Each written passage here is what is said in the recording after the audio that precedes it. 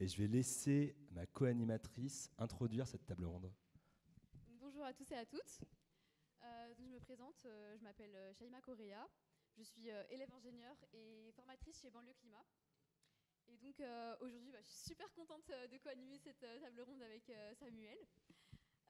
Du coup, Banlieue Climat, en quelques mots, c'est une association qui a pour ambition en fait, de sensibiliser les jeunes issus de milieux populaires aux enjeux climatiques. Et alors, je suis désolée, c'est la première fois que je fais une table ronde, je suis un petit peu stressée.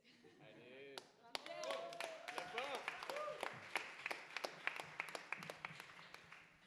Donc voilà, comme vous le savez, le sujet c'est l'écologie, c'est pas pour moi vraiment. Et du coup, je vais juste laisser donc, Samuel Chabre, qui est donc, le co-animateur, qui est conseiller éditorial chez Pioche Magazine, se présenter en quelques mots. Ouais, vraiment très rapide. Donc on co-organise cette table ronde avec Libération. Pioche Magazine, on parle des écologies. Donc du coup, d'où la table ronde aussi qu'on a là, parce que c'est vraiment un peu comme ça qu'on l'a pensé, c'est un peu comme ça qu'on l'a créé. On parle des écologies et des liens aussi avec la culture. Qu'est-ce que les écologies font à la culture et inverse. Et donc, parce que pour nous, c'est hyper important, c'est un peu les transformations et elles ne passeront pas sans la culture et sans l'écologie. Et je vais laisser, parce que tu nous as préparé un petit texte pour introduire et pour situer un tout petit peu cette table ronde. C'est ça. Donc j'aimerais vous parler un petit peu de mon rapport justement à cette question. Et donc je sais que ça fera écho du coup à ce que diront nos intervenants ensuite. Donc pour moi, l'écologie, ça a longtemps été un sujet captivant, mais uniquement de loin. J'ai lancé des initiatives, participé à des hackathons autour des enjeux climatiques, animé un groupe d'étudiants intéressés par le développement durable, mais malgré tout ça, je sentais que je n'abordais jamais vraiment le cœur du sujet. Et pourtant, j'ai fait des études scientifiques et je suis en école d'ingénieur. Alors en théorie, j'avais tous les outils pour me sentir à ma place dans ce débat. Mais pour moi, c'était un peu plus compliqué que ça. Et puis, il y a 1 an et demi, tout a changé. J'ai suivi la formation donc, avec Banlieue Climat. Et pendant près de 7 heures, donc, Ferris Varkas nous a expliqué tout ce qu'on devait savoir sur les enjeux climatiques. Donc pendant 7 heures, il a réussi à rendre l'écologie claire, simple et surtout passionnante. Et donc pour la première fois, j'ai vraiment accroché à ces sujets-là et j'ai vraiment cherché à comprendre.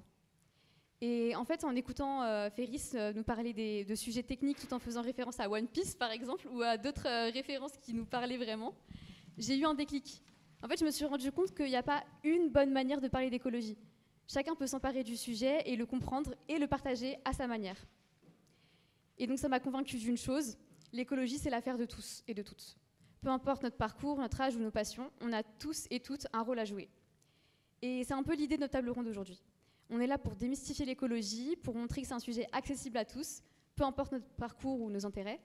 Et c'est d'ailleurs le thème de cette table ronde qui sous-entend qui est légitime pour parler d'écologie. Ou autrement dit, comme vous le savez, l'écologie, c'est pas pour moi, vraiment. Et donc pour en discuter, on a aujourd'hui avec nous donc des intervenants et des intervenantes qui incarnent à la fois dans leur parcours personnel et professionnel et leurs engagements professionnels ces questionnements-là. Donc du coup, on a Gaëtan Gabriel, qui est créateur de contenu pour Vers le Média. Donc je te laisserai nous expliquer après ensuite ce que c'est un peu plus en détail. On a Adélaïde Charlier, donc, qui est activiste pour le climat, avec Youth for Climate. Elle nous vient de Belgique, hein. Elle est venue jusqu'ici. Hein. Long chemin, c'est loin. À pied. Et du coup, en ce moment, elle est surtout en train de faire du plaidoyer auprès d'institutions européennes. Donc on a Makan Fofana, donc, qui est philosophe, qui est auteur de La banlieue du turfu, et auteur d'une tribune sur Libé, donc sur l'écologie du turfu justement. Et du coup, pareil, il serait intéressant que tu nous en parles un peu plus. Et enfin, on a Lénaïg Corson, qui est ancienne joueuse internationale de rugby, donc française de rugby, à 7 et à 15. C'est une sportive engagée et depuis très longtemps. Et du coup, tu as même été pendant 2 ans à la tête de la RSE, donc responsabilité sociale et économique du stade français, de Stade de France, c'est ça? Exactement. Et du coup, pareil, ce serait intéressant de développer sur ça un peu plus. Du coup, justement, pour développer tout ça, si ça vous va, ce que je propose, c'est que dans un premier temps, on fasse connaissance avec vous tous. Et donc, je vais vous poser des questions pour voilà, qu'on puisse un peu approfondir tout ça. Donc, déjà, Adélaïde, pour commencer. Est-ce que tu peux revenir un peu sur ton parcours Et comment on en vient à coordonner en fait des marches pour le climat à seulement 18 ans? Oui, ça n'a aucun sens. C'est vrai que j'étais un peu consciente par les questions de l'écologie grâce à mes parents, mais pas plus que ça. Et donc de temps en temps, on prenait le vélo à la place de la voiture pour aller à l'école. Mais voilà, c'était genre, j'ai pas du tout une famille activiste, pas du tout une famille qui m'amenait dans les marches pour le climat. Mais je pense que les exemples qu'on a autour de nous influencent énormément. Et les jeunes de mon âge, en tout cas, on a 17 ans, on était blindés sur nos réseaux sociaux, encore aujourd'hui. Et je pense que ce qui a changé, c'est un peu en 2018, il y a eu une vague d'engagement chez plusieurs jeunes, et entre autres, la figure la plus connue, c'est Greta Thunberg, et qui ont commencé à confronter des leaders économiques et politiques sur les questions climatiques, alors que ces jeunes avaient 16, 17 ans. Et du coup, mon âge, et à ce moment-là, je réalisais, ok, genre, je peux m'engager au-delà de, je sais pas, mon groupe Oxfam à l'école. Je peux dépasser et casser les murs de l'école. Et donc, ça ne m'a pas nécessairement directement poussé à organiser une grève pour le climat. Mais par contre, quand j'ai vu qu'il y avait des jeunes en Belgique qui essayaient qui ont créé la première grève pour le climat et qui cherchaient de l'aide, parce qu'en gros, en Belgique, vous savez, on a la difficulté d'avoir les flamands et les francophones, et si tu es en mouvement national, il faut gérer toutes les langues. Et donc, ils cherchaient des francophones absolument pour élargir le mouvement. Et donc, c'est comme ça que j'étais en contact avec eux, via, où on m'a dit, est-ce que juste tu peux pas nous aider pour la semaine prochaine? Moi, je me suis dit, ok, je vais bien donner une semaine pour aider. Et en fait, une fois qu'on rentre dans ce mouvement, dans cette secte, et qu'on coordonne en même temps des actions, où on réalise qu'il y a, je veux dire, la première grève pour le climat où j'ai été, on était 35 000 jeunes dans les rues. C'était un moment incroyable où on sentait qu'on avait fait quelque chose qui nous dépassait complètement, qu'on ne pouvait plus contrôler, que l'impact allait être... on ne savait même pas quel impact on allait concrètement avoir. Et en parallèle, on avait des experts qui étaient prêts à nous donner des formations, etc., pour mieux nous expliquer. Et donc, lier l'éducation et savoir directement quel outil on peut utiliser pour s'engager, ça a fait que plus jamais on a envie de lâcher les outils démocratiques qui nous est offert, même si je pense qu'il faut en développer beaucoup plus, pour en tout cas s'emparer du sujet et un peu s'imposer autour de la table. Donc je pense que depuis les 5 dernières années, ce que j'essaie de faire, c'est on prend notre chaise, on s'impose, même si on n'est pas les bienvenus, quoi. Et à 18 ans, comment on fait pour se sentir légitime, justement? C'était la question qu'on se posait, puis qu'on va vous poser à tous et toutes.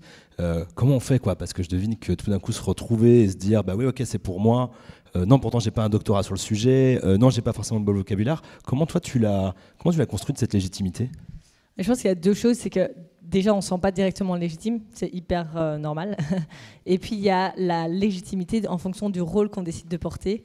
Et donc, évidemment, qu'à 18 ans, tu n'es pas légitime parce que tu es expert. Tu n'es pas légitime, tu n'es pas scientifique, je sais pas, du GIEC ou quoi que ce soit. Mais par contre, tu es légitime dans le rôle que tu tiens dans la société à ce moment-là, c'est-à-dire en tant qu'étudiante, en tant que jeune fille belge, tu peux être légitime d'être inquiet. Tu peux être légitime de voir un écart entre la science et l'action, et donc tu peux être légitime de confronter le monde politique et le monde privé, qui en soi, tu es légitime en tant que citoyen de demander des comptes. Et donc, on a tous une légitimité en fonction du rôle qu'on tient dans la société, et du coup, évidemment, elle est différenciée, vu que nos rôles sont différenciés, mais la légitimité est là et elle peut être prise. Et puis surtout, moi, ce que j'ai réalisé, c'était que j'étais, dès le premier jour, jamais légitime en tant qu'individu. C'était un mouvement qui était légitime, c'était un collectif qui était légitime. Et du coup, à partir du moment où on porte un message qui est collectif, la légitimité, elle n'est pas du tout individuelle. Donc je me suis jamais sentie légitime individuellement de porter un message sur l'urgence climatique. Enfin, personne ne veut ce poids-là sur ses épaules. Mais par contre, collectivement, là, il y a une légitimité qui peut se construire et qui a du coup un impact beaucoup plus colossal. Et pareil, parce que c'était une partie des questions qui sont revenues et des choses que vous avez pu tous et toutes nous partager, mais où toi, tu nous en as quand même beaucoup parlé, c'était quand même une espèce de remise en question. À un moment, ça fait 5 ans que tu fais partie du mouvement climat, que tu en es une des figures de proue, et tu disais, bah, c'est marrant, je suis en train de changer de regard aussi sur comment on raconte cette histoire-là, comment on embarque, et y compris quel langage on utilise. Et tu me disais, finalement, est-ce que le langage scientifique, est-ce que cette espèce de légitimité qu'on acquiert parce qu'on a l'impression qu'il faut balancer des chiffres, parce qu'on a l'impression que, enfin, tu vois, ça va s'acquérir parce que ce sera, entre guillemets, impossible à réfuter. En fait, tu disais, c'est pas forcément le... Enfin, tu le re-questionnais, quoi, un petit peu. Ouais, exactement. Bah, je pense que ça fait 50 ans qu'on utilise des chiffres et la raison rationnelle pour essayer de convaincre, pour essayer de prendre avec nous un maximum de personnes. Et je pense que la perte un peu du mouvement climat de ces 50 dernières années, ça a été de ne pas voir une vision beaucoup plus déjà intersectionnelle du changement qui est nécessaire, un changement qui est systémique. Et donc, au final, on ne peut pas avoir seulement une réflexion rationnelle du nombre de gaz à effet de serre dans l'atmosphère, parce que ce n'est pas le seul changement qui est nécessaire et ce n'est pas le seul problème auquel on fait face. Donc il y a ce manque de vision intersectionnelle qu'il faut créer dans les mouvements climat. Et puis dans le débat rationnel, c'est parce qu'en fait, à chaque fois, en tout cas dans les sociétés occidentales, quand on vient dans un débat, dans un panel, on est poussé à venir avec des chiffres, etc., ce qui sont hyper importants. Je ne dis pas qu'il ne faut pas se fonder sur de la science, mais par contre, je pense que le narratif, lui, ne pourra pas être porté seulement par des chiffres et par la rationalité. Mais le narratif sera basé sur ça. Donc c'est pas pour ça qu'on amène des fake news. On se base sur des faits, mais par contre on le raconte, on l'amène dans un narratif qui est très différent et qui touche plus toutes les émotions. Et moi je pense que si aujourd'hui je continue à vouloir être engagée dans ma vie de tous les jours pendant 5 ans et littéralement prendre des décisions de ma vie en fonction de mon activisme, c'est parce que ça a complètement dépassé la rationalité, mais c'est venu aux émotions et aux tripes, et c'est quelque chose qui me touche très personnellement, et c'est devenu une histoire personnelle que seulement en combat du monde qui paraît peut-être lointain, des questions de l'écologie de loin. J'ai voulu en faire quelque chose de personnel qui a fait qu'aujourd'hui, l'activisme fera toujours partie de ma vie. Et du coup, toi, Adélaïde, avec Youth for Climate, tu mobilises la jeunesse. Et pour la mobiliser, ça passe d'abord par une prise de conscience et une sensibilisation. Et du coup, justement, on en vient à Gaëtan, qui toi, tu sensibilises en fait autour de ces questions-là en créant du contenu. Et du coup, c'est pareil. Du coup, est-ce que tu peux nous présenter un peu ton parcours et qu'est-ce qui fait qu'à un moment donné de ta vie, tu t'es dit, ok, moi, je suis légitime à faire de l'écologie en fait et à parler de ça. Bonjour tout le monde déjà. Et yes, merci pour ta question. En fait, une question que je me pose moi, c'est aussi ceux qui nous gouvernent, ceux qui sont aux commandes et ceux qui prennent des décisions. Est-ce que Marc Fesneau est légitime à nous faire bouffer des pesticides? Est-ce que Emmanuel Macron est légitime quand il donne une Légion d'honneur à Total Energy, alors qu'il nous a dit que ce quinquennat allait être écologique ou pas? Apparemment, pas trop. Et je me questionne énormément là-dessus. Et en fait, oui, on est tous légitimes à pouvoir parler d'écologie parce que déjà, ça nous touche toutes et tous. Ensuite, au niveau de mon parcours, comment j'en suis arrivé là, ça s'est fait. Il n'y a pas eu un déclic, ça s'est fait vraiment sur la durée. Moi, professionnellement, depuis 10 ans, j'étais sur Paris. J'étais ce qu'on appelle un community manager. Donc en fait, les codes des réseaux sociaux, gérer les algorithmes, les comprendre, les utiliser à bon escient, je sais faire. Et pendant 10 ans, j'ai travaillé sur des émissions de télévision. Notamment, je suis passé sur C'est à vous et Le Grand Journal. Donc je gérais les réseaux sociaux de ces comptes-là. Et à force de rencontrer des personnalités sur le plateau, des scientifiques, des journalistes spécialisés, tout ça, moi, je me questionnais, j'ai arrêté d'être un peu dans ce déni-là aussi. Donc après, j'ai fait des choix qui sont personnels, ce qui m'a rendu aussi légitime de faire des choix qui sont personnels, genre devenir vegan, arrêter de prendre l'avion et compagnie. Donc il y a une sorte de cohésion qui est personnelle aussi quand je partage des choses. Et à un moment donné, un de mes derniers employeurs, c'était sur c'était pour un site internet de news, et je vais le voir parce que moi j'avais besoin de contenu pour pouvoir le diffuser sur les réseaux sociaux, de parler climat, parce que ce que tu disais tout à l'heure, je ne suis pas scientifique, je ne suis pas journaliste, donc pour éviter de dire de la merde sur les réseaux pour être un sujet si important, j'ai été voir mon boss, je lui ai demandé coucou mec, est-ce qu'il y a moyen d'engager un journaliste climat? Puis il me regarde avec ses petites touillettes là, il me fait bah non, ça fait pas assez de clics. Mais ça c'était il y a 2 ans. C'était pas il y a 10 ans ou 15 ans, c'était il y a 2 ans. Puis il retournait comme ça à son bureau, tranquillou, finir son café. Et c'est là c'est eu vraiment, pas un déclic, mais une rupture, en tout cas pour moi, c'était ce moment-là où je suis rentré, j'étais en état d'éco-anxiété par rapport à tout ça. Bref, il y a plein de choses qui sont revenues et je fais, vas-y, okay, je vais le faire moi en fait. Je vais le faire moi sur mes réseaux. Je vais arrêter de documenter ma vie sur Instagram et je vais parler de sujets qui me touchent vraiment. C'est comme ça que j'ai réellement commencé. Ensuite, de ma transition écolo, il est devenu la transition professionnelle. Parce que la semaine qui a suivi, j'ai quitté ce taf-là. C'est pas facile de quitter un travail. Et parce qu'il faut les moyens, parce que c'est pas facile de quitter un travail, même qui te plaît pas. Il faut avoir du temps. Enfin, c'est une réflexion qui est très personnelle. Je peux pas dire aux gens de quitter. C'est quelqu'un qui travaille chez Total, je peux pas dire vas-y mec, quitte ton taf, parce que on vit aussi dans une société où on a besoin d'avoir un salaire pour le payer ton loyer, acheter ta bouffe et compagnie. Bon, bref. Et on a quitté Paris aussi. Parce que après c'est aussi très personnel, on voulait fonder une famille et on voulait avoir des enfants qui courent plutôt dans le sable et dans la montagne plutôt que derrière la ligne 13 quoi. Et voilà comment ça s'est fait. Et est-ce que parce que c'est ce qui est intéressant, est-ce que tu commences à amener, c'est de dire mais est-ce que en même temps pour arriver, tu as vu le petit effet à chaque fois hein, de chaque côté et ouais ça, c'est hyper travaillé.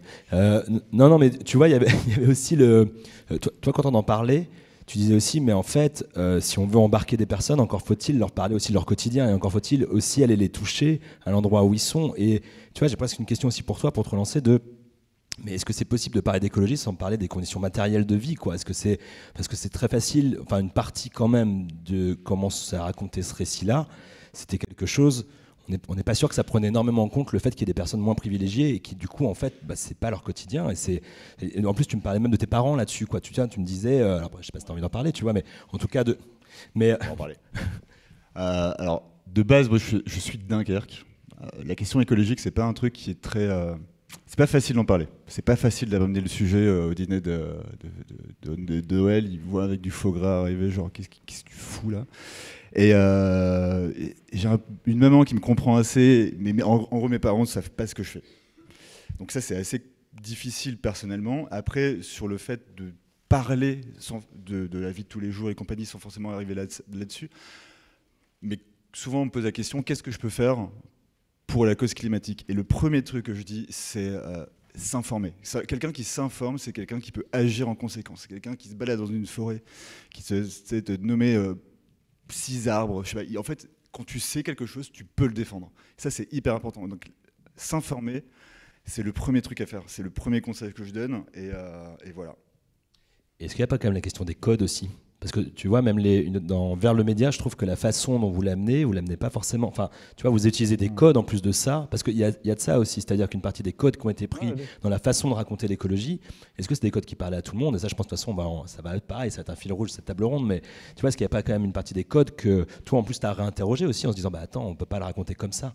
En fait, j'ai l'impression que du fait d'avoir travaillé dans pas mal de médias, de la cause écologique, on a perdu énormément de temps pour pouvoir convaincre les gens ou pouvoir parler d'écologie aux gens.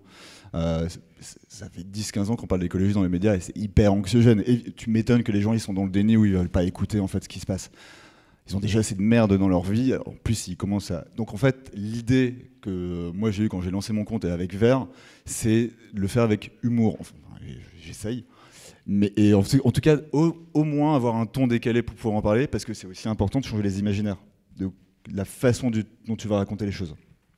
Et moi, ce qui me fait le plus plaisir, c'est quand je vois des gens qui m'envoient des messages, ou alors j'imagine les gens qui regardent une vidéo, ils savent pas que ça va parler d'écologie, et au bout de 1 minute, il me fait « Ah merde, putain, il m'a eu. Il a parlé d'écologie, quoi. Bien ouais, Et là, j'ai gagné. Là, j'ai planté la petite graine. Là, on a planté la petite graine parce qu'il y a plein de moyens, il y a plein de façons de parler d'écologie. Et chaque parcours aussi, ici ou autour de la table, est différent. Et donc, du coup, ça peut parler aussi à plein de personnes différentes. Et c'est hyper complémentaire. Merci beaucoup. Ce qui est intéressant, c'est que toi, dans ton parcours, pour agir en faveur de l'écologie, du coup, tu as pu utiliser ton expertise professionnelle, en fait. Ça a été un peu une continuité, tu l'as juste orienté différemment. Et maintenant, du coup, on a Lénaïg. Toi, pour le coup, voilà, une ancienne joueuse de rugby, du sport de haut niveau et tout. Et en même temps, tu avais aussi t'as fait cohabiter en fait cet intérêt pour les enjeux écologiques. Et du coup, c'est comme s'il y avait une différence entre les deux. Du coup, en fait, j'aimerais bien savoir comment est-ce que tu en es arrivé à faire de l'écologie, comment tu es tombé dedans, et comment est-ce que toi, tu vois la légitimité en tant que sportive dans ce domaine. Voilà. Merci. Bonjour à tous. C'est vrai que quand on est sportive de haut niveau, on s'attend plus à voir sur les réseaux sociaux comment on s'entraîne, qu'est-ce qu'on mange, qu'est-ce qui fait notre performance. Mais de parler d'environnement, c'est pas forcément quelque chose qui coule de source. Mon engagement environnemental, il vient de très très loin. Faut savoir que chez mes parents, dans les toilettes de chez mes parents, même comme ça vous pouvez vous projeter, il y avait sur le côté gauche des toilettes des revues, et dans les revues, il y avait des revues de Greenpeace. Et ma mère était donatrice et bénévole chez Greenpeace. Donc moi, j'adorais quand j'étais jeune, parce qu'il y avait en plus plein d'autocollants qu'on pouvait coller partout, sauver les baleines, sauver les phoques. Moi, j'en mettais partout sur mes cahiers. Et c'est comme ça qu'en fait, j'ai commencé à lire des données, en fait, tout simplement sur le réchauffement climatique. J'adorais regarder Ushuaïa aussi avec mes parents. Et quand Nicolas Hulot annonçait que toutes les secondes, il y avait l'équivalent d'un terrain de football qui disparaissait en arbre, moi, j'étais en pleurs, en fait. D'entendre ça, gamine, on se dit, waouh, où va le monde? Et c'est surtout les émotions, en fait, qui ont été très fortes. Et ça m'a touchée personnellement. Et donc, j'ai toujours été baignée dans cet univers-là. Mon père faisait du porte-à-porte, pétition contre le remembrement. Il faut savoir que le remembrement, dans les années 80, on a supprimé tous les talus, couper tous les arbres en Bretagne pour faire des parcelles très très grandes. Et aujourd'hui, vous avez sûrement entendu parler des algues vertes qui en Bretagne ça fait 50 ans que ce problème perdure. Et on se dit, punaise, on n'arrive toujours pas à faire grand-chose. Et on se dit, mais les lobbies sont tellement forts et puissants. Je ne sais pas si vous avez vu le nom du film sur l'enquête interdite. Ouais, il est sorti l'été dernier. Alors au cinéma, j'étais le voir. Il n'est pas sorti sur le plan national, mais il nous montre en fait la puissance des lobbies. Et tu parlais des politiques en fait tout à l'heure. Et en fait, quand tu vois ça de tout en bas et de la gamine que j'étais, je me dis je peux pas faire grand chose quoi. Et puis je suis devenue étudiante. J'ai eu 20 ans. Je suis arrivée à Rennes pour mes études et là je me suis dit j'ai envie de m'engager. Et c'est comme ça que j'ai, comme ma mère, été bénévole chez Greenpeace et Eau et Rivières de Bretagne, qui est une grosse association qui lutte contre les algues vertes. Et c'est comme ça qu'en fait, tu parlais de curiosité, comment aller chercher l'information, aller à des conférences, faire partie de groupes de travail, comment réduire ses déchets, le compostage en ville. Il y a 10 ans, même il y a 15 ans, parce que j'ai 35 ans, on parlait déjà de ces sujets-là. Et moi, j'étais l'étudiante qui avait des tomates à n'importe quel moment de l'année dans son frigo, qui mangeait du jambon sous vide, buvait du jus d'orange. Bref, c'est dans ma manière de consommer, j'étais tout sauf écolo. Mais en étant dans ces groupes de réflexion, ces associations, j'ai commencé à changer et à comprendre en fait l'impact que chacun d'entre nous on a sur notre planète. Et puis, j'ai été joueuse en équipe de France pendant 10 ans. J'ai pris l'avion, mais partout dans le monde, sans m'en rendre compte qu'en fait, ça avait un impact sur la planète. Et en 2020, j'ai imprimé toutes ces photos et je les ai mis sur une map monde magnifique. J'ai voyagé partout et en fait, là, j'ai compris que j'avais un bilan carbone, mais qui était peut-être le plus catastrophique de tous ceux qui sont dans la salle ici. Et du coup, un peu une première claque. Et je me suis dit, et puis mes parents, à ce moment-là, on est en confinement, mes parents perdent toutes leurs ruches. Donc voilà, le contexte, on est en campagne, mon père est apiculteur à ses heures perdues, et on perd toutes nos ruches. Et là, je me dis, mais comment je peux... qu'est-ce que je peux faire? Je me sentais... j'avais envie de pleurer, j'avais envie de crier, j'étais en colère. Et je me dis, comment je peux agir, quoi?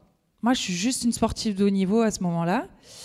Et je me suis dit, la seule façon de faire, parce qu'on est tous enfermés, je ne peux même pas en parler à mes potes, c'est d'utiliser les réseaux sociaux. Et là, comme Gaëtan, je fais mon influenceuse, créatrice de contenu. Et je dis, bon ok, je suis joueuse de rugby, mais aujourd'hui je ne vais pas vous parler de rugby, je vais vous parler des abeilles.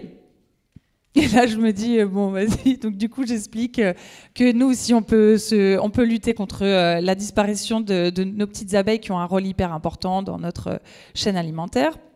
Et fabriquer des pièges à frelons, parce que nous pour le coup c'était à cause des frelons asiatiques qu'on perdait toutes nos abeilles. Et les gens, j'ai publié ça. Donc déjà, mon père, il me dit oh, « Non, publie pas la vidéo, on va te mettre une étiquette d'écolo, t'es joueuse en équipe de France, pour ton image, c'est pas bien. » Donc mon père était genre manager d'athlètes pendant le confinement. Et je lui ai dit bah, « Écoute, moi, c'est mes engagements. Il partage évidemment les mêmes que les miens, mais pour le coup, il veut pas trop les montrer, même s'il fait du porte-à-porte pour les pétitions. Mais... moi, j'avais besoin de sortir cette colère. J'avais besoin d'emmener avec moi d'autres personnes, ma petite communauté qui me suivait pour le rugby. Et en fait, en publiant cette vidéo, je me suis dit, bon, maintenant, on va voir ce que ça va donner sur les réseaux. Et en fait, je rallume le téléphone et les gens me disent, ah, mais c'est trop bien ta vidéo. Ils ont partagé et tout. Je me suis dit, ah, bah finalement, parler d'écologie quand on est athlète, c'est pas incompatible. Et finalement, ça ne va pas me donner une mauvaise image d'écolo, de bobo, de tout ce que tu veux. Et je me suis dit, bon, là, il y a un truc à faire, en fait. Il y a un mouvement en 2020, il faut le prendre. Ouais, parce que tu vois, effectivement, je me posais la question parce qu'en plus, il y a quand même eu plein de polémiques autour des sportifs et des sportives sur le fait de prendre une parole qui est politique, quoi, qui tout d'un coup n'est pas à l'endroit où on t'attend. C'est-à-dire que tu n'es pas en train de raconter ton sport. Enfin, comment tu l'as vécu, quoi? Tu l'as un peu raconté, tu vois, mais est-ce que c'est facile? Est-ce que, justement, il y a la question de la légitimité à ce moment-là. Comment tu te les questions, enfin, tu vois, est-ce que tu t'es posé la question ou pas? Comment ça s'est passé? En fait, je voulais pas décorréler la personnalité que j'étais, la sportive, et finalement la personne qui est sensible aux questions environnementales. Et je me suis dit, je défends le rugby féminin parce que oui, c'est un sport qui est vu comme très masculin. Et forcément, déjà, d'être une femme et jouer au rugby, déjà, je sors des codes, tu vois. Et je me suis dit, écoute... voilà. Un peu plus, un peu moins maintenant, allez, autant dire que je suis aussi écolo publiquement, tu vois.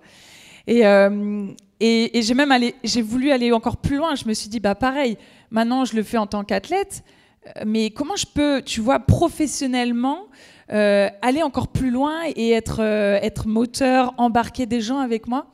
Et c'est comme ça que j'ai créé mon poste au Stade Français Paris en tant que responsable RSE, responsabilité sociale des entreprises. Et dans ce club, c'était une catastrophe quand je suis arrivée.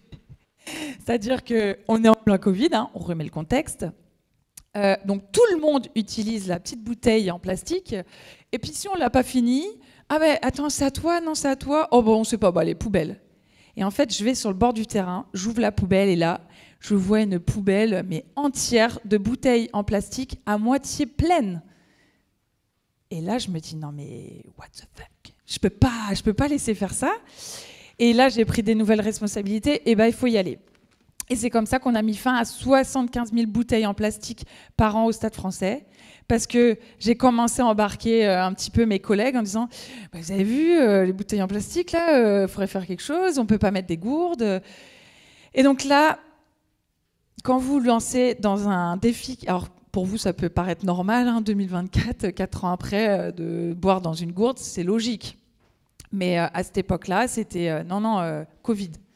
Donc le docteur de l'équipe qui me disait non, mais écoute, l'eau de Paris, c'est pas très bon pour la santé. Non, vaut mieux la Vittel, c'est mieux. J'ai responsable du club qui me dit non, mais Léna, on va déjà finir toutes les bouteilles en plastique qu'il y a dans les coursives du stade et après on verra. Et j'ai les joueurs qui me disaient « Ah non, mais Léna, tu vas pas nous supprimer les bouteilles en plastique, c'est tellement plus simple, il n'y a que le frigo à ouvrir, l'intendant a déjà placé les bouteilles au frigo, c'est pratique. » Et donc, comment tu fais quand tu as l'impression d'être toute seule à vouloir faire changer les choses, tu vois? Et c'est comme Gaëtan, tu te dis par contre, moi, je ne vais pas pouvoir faire les choses toute seule, il va falloir que j'embarque petit à petit. Et c'est comme ça que tu y vas progressivement. Et puis, au début, on me mettait, parce qu'il n'y avait pas le tri sélectif non plus au club, donc on me mettait les déchets plastiques sur mon bureau, pour m'intimider sûrement, mais ils ne savaient pas à qui ils avaient affaire. Les bouteilles en plastique, pareil, ils venaient, je les mets où, je les mets dans quelle poubelle, tu vois, enfin, c'est ce genre de choses. Et puis après, au fur et à mesure, donc je souriais, je disais, oui, bah, vas-y, rigole, tu vas voir. Et finalement, c'est comme ça qu'on a réussi à embarquer tout le monde. On a trouvé un partenariat avec des fontaines à eau. On a fait en sorte que la solution écologique, elle soit la carotte pour les sportifs, pour les utilisateurs. Et s'il y avait des gourdes dans tous les espaces, enfin, du moins dans leur vestiaire et dans leur salle de muscu qui était 3 étages plus bas, et qui avait ces fontaines à eau pour les remplir, et ben, ça rendait la solution écologique hyper facile. Et c'est là qu'on a réussi à adapter ce changement et pousser au changement dans l'équipe. Et c'est vrai que quand on t'écoute, on se dit, est-ce que c'est quoi le levier pour engager plus de sportifs et de sportives à se sentir... Parce qu'il y en a sûrement qui ont envie, qui se disent, et qui se disent peut-être c'est pas pour moi. Toi, de ton expérience, tu vois, et puis peut-être qu'il y en a d'autres que tu as embarqués avec toi, comment on fait? Alors, j'ai eu la chance ou pas, je sais pas, mais d'avoir un contrat d'ambassadrice avec Paris 2024. Et avec Paris 2024, ils connaissaient mes engagements, ils savaient que j'étais un peu pionnière sur ces sujets-là. Et c'était la question, comment on fait pour embarquer d'autres sportifs? Et donc c'est comme ça qu'on a commencé à développer l'animation de fresques du climat chez Paris 2024 auprès des collaborateurs. Et dans 15 jours, on va former des athlètes à la fresque du climat. Et tu le disais, Shaima, en fait, Banlieue Climat réalise des formations pour savoir de quoi on parle, en fait. Et la curiosité, les informations qui vont nous permettre de nous être sensibles à ces sujets-là et de se dire comment après on engage et on fait les choses. J'ai aussi fondé une association. J'ai arrêté le rugby il y a 7 mois. J'ai créé Rugby Girl Academy, qui est une association qui pousse des jeunes filles à faire du rugby. Mais pas que. On parle aussi de nutrition durable. Et donc, c'est comme ça que pendant toute la semaine de stage, elles ont cuisiné elles-mêmes des recettes végé. On a essayé de diminuer un petit peu la viande. Il faut savoir que chez les sportifs, la viande, la prot à bloc. Donc, c'est là qu'on a commencé à diminuer et à faire comprendre l'impact de la viande, finalement. Et puis, dans 15 jours, il y a un match de l'équipe de France féminine à Paris. Et donc, je leur fais une méga grosse surprise. Elles viennent au stade, donc elles savent qu'elles ont des places, mais elles ne savent pas que le matin, il y a une activité de cohésion d'équipe où elles vont être avec une association à désherber et à parler des arbres, l'importance des arbres dans Paris. Et on me dit, Léna, il faut annoncer que tu fais une activité arbre. Et j'ai dit non, les gens ne viendront pas. Les gens ne viendront pas. Tu as 15 ans, moi je parle à des gamines de 12-17, ils vont me dire 13h c'est le match, moi je viens pour 13h, ton activité du matin, planter des arbres, désherber, non, j'ai pas envie. Mais par contre, si tu arrives à embarquer les filles, à leur dire pourquoi on fait ça, pourquoi c'est capital pour toi, pourquoi c'est important d'avoir de la biodiversité et de la végétation dans les villes, parce que ça va te permettre aussi à toi de survivre, entre guillemets, et de le faire de manière ludique. Pour moi, il faut l'annoncer. Enfin, tu parlais d'humour, par le jeu. C'est comme ça qu'on arrivera à embarquer un maximum de monde. Parce que de dire les choses, d'être moralisateur, de dire on va tous mourir, à part augmenter l'éco-anxiété en France, je ne suis pas sûre qu'on arrive à réellement embarquer et changer les mentalités. Merci. On entend souvent des propos autour de l'écologie à l'échelle individuelle, mais maintenant à une échelle plus grande, comme celle des quartiers par exemple. Comment est-ce qu'on pourrait intégrer l'écologie en fait, au tissu social et culturel?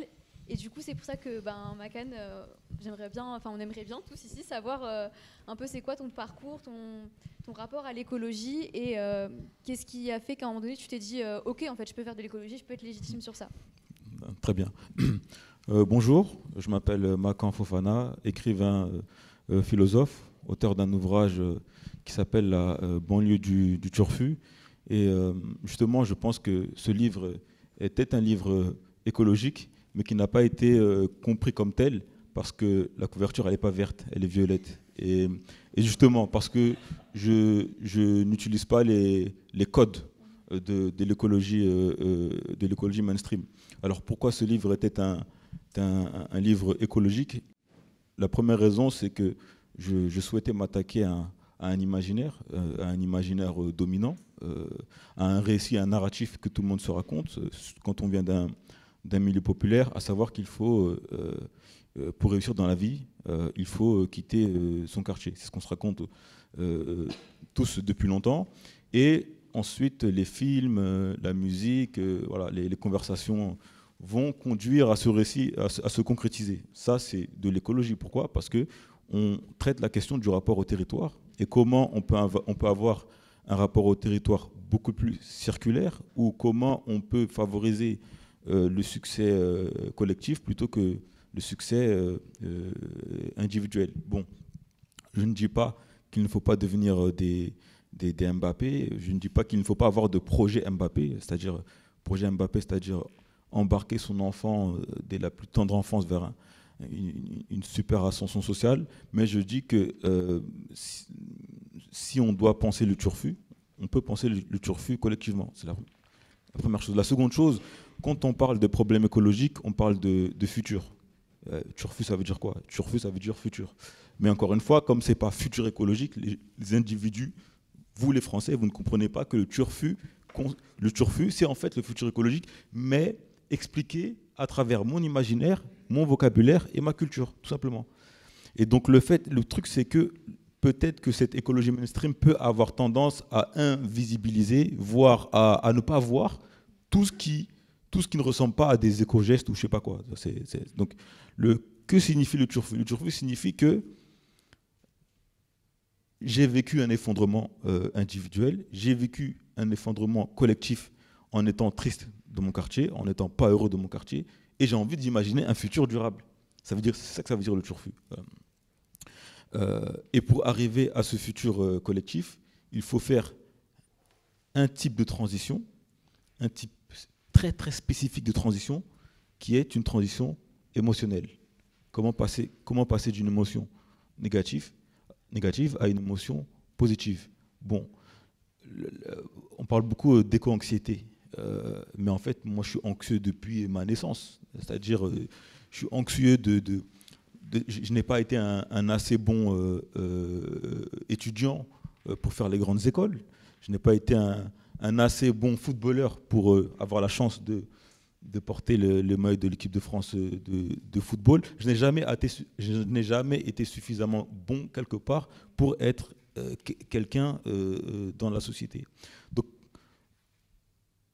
Donc ça veut dire qu'aujourd'hui, il existe des milliards de gens dont leur identité est basée sur un imaginaire qu'on est en train de discuter. Mais qu'est-ce que vous voulez faire ? Vous voulez rentrer dans la tête des gens, casser leur imaginaire en leur disant maintenant on va passer à un autre monde plus sobre. C'est pas possible, c'est impossible. C'est impossible psychiquement et c'est impossible socialement. Et tout ça, je l'explique déjà dans la banlieue du turfu, mais ce qui m'oblige à écrire un autre livre qui va s'appeler L'écologie du turfu, où là, on va essayer d'être un peu plus explicite pour qu'on puisse se comprendre, vous et moi. Tout à l'heure, tu as parlé de One Piece, c'est-à-dire que voilà, c'est pour moi la culture pop, le manga, j'en parle depuis longtemps, mais Fatima Wassak aussi en parle depuis longtemps. Et le fait que Miyazaki existe, ça veut dire qu'il peut-être que si tu le demandes, est-ce que tu es écolo, il ne va pas dire oui, mais à travers son œuvre, on respire l'écologie. À partir de quel moment, justement, on en parlait quand on a préparé, à partir de quel moment, toi, tu t'es dit ah tiens, ok, c'est pour moi. Parce qu'en plus, moi, j'ai bien aimé aussi quand tu me disais la vision que tu avais de l'écologie, où tu as dit ah, mais c'est pas du tout. Je vois que tu me parlais du tri, tu me disais pour moi, c'était ça, quoi, c'était ça l'écologie. Et à partir de quel moment tu t'es dit non seulement c'est pas ça, non seulement c'est beaucoup plus grand que ça, mais en plus, ok, moi, en fait, je suis légitime et finalement, j'en parle déjà aussi. Un jour, il y a 3 ans, en fait, dans les Grecs, dans les quartiers, il y a plein de tiramisu, desserts à 2,50 €, 3 €. Et moi, mon dessert favori, c'est le tiramisu, tout ça, voilà, bref. Et je suis allé voir mon collaborateur designer avec qui je travaillais à l'époque. Je lui ai fait je suis parti acheter mon tiramisu. Je lui ai fait une espèce de donation. Tiens, mon dessert favori, j'en veux, mais je te le donne, tu vois, je te le partage. Parce que c'est comme ça. Partager ce qu'on aime, c'est la base quand tu vis au quartier. Même un grec, tu dois le découper en 10 pour le donner un peu à tout le monde. Voilà. Donc du coup, je lui ai donné mon tiramisu. Il a pris le tiramisu, il a retourné le truc là, il a regardé là, tu sais, les derrière là. Il a dit E444, 2D, plein de mots techniques. Il a dit non, j'en veux pas. Donc mon tiramisu, là, mon amour n'était pas bon parce que ce tiramisu était fait de manière industrielle, ce qui est vrai. Voilà. Donc ça a causé une espèce de rupture. Je me dis, mais c'est quoi ce délire? C'est quoi leur rôle? En fait, eux, c'est des salafistes. C'est comme des... En fait, dans ma tête, ça pimpait partout. Donc, et là, je dis, attends. En fait, et ensuite, je suis tombé sur un livre philosophique qui s'appelle La pensée écologique. J'ai ouvert ce livre parce que j'aime bien la philosophie.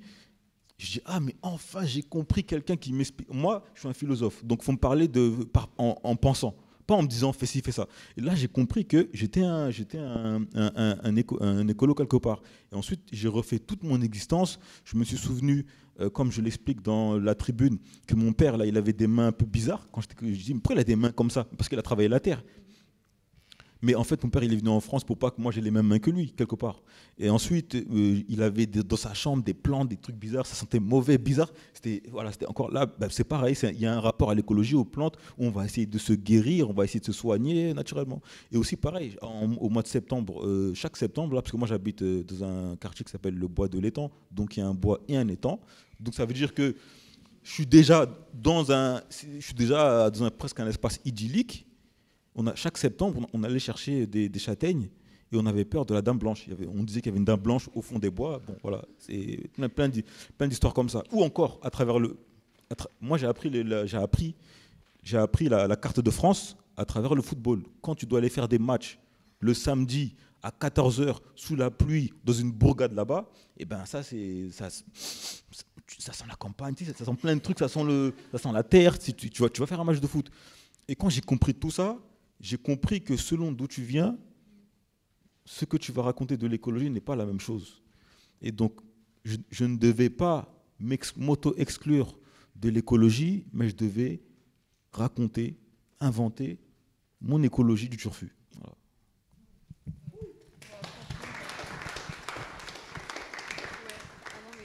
C'est super intéressant. C'est ma réaction à chaud comme ça, waouh. Oui, j'ai oublié qu'il y avait un micro. Du coup, merci beaucoup. Du coup, on voit un peu mieux chacun d'entre vous, c'est quoi votre rapport à l'écologie, à la légitimité à faire de l'écologie, etc. Et du coup, maintenant, je voudrais vous poser des questions transverses. Donc, chacun peut prendre la parole dessus et on pourrait, voir les points de vue de chacun. Du coup, première question pour vous tous et vous toutes.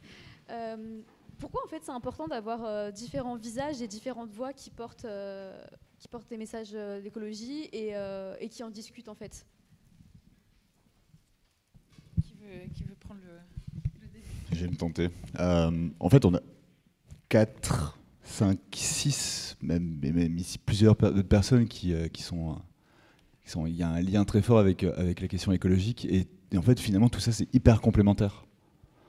Il y a du sport, il y a du média, il y a de la philo, il y a de l'activisme dans les rues. Et de donner ces modèles-là et de voir qu'on peut parler d'une seule chose, mais à travers plusieurs biais, on peut ouvrir plusieurs tiroirs. C'est hyper inspirant pour peut-être d'autres personnes qui n'osent pas trop se lancer ou qui ne savent pas comment faire. Et encore une fois, c'est hyper... J'aime bien ce mot complémentaire, de ne pas rester tout seul et individuel dans son coin, ou tout seul dans sa cuisine à faire des vidéos sur Instagram, et de voir qu'il y a aussi d'autres façons de faire, et ça c'est hyper cool. Et il y a une phrase qui m'est venue tout à l'heure, on parlait aussi de légitimité, c'est souvent ceux qui ne se sentent pas légitimes à le faire qui devraient le faire, aussi. Voilà. Je ne sais pas s'il y a quelqu'un qui veut enchaîner.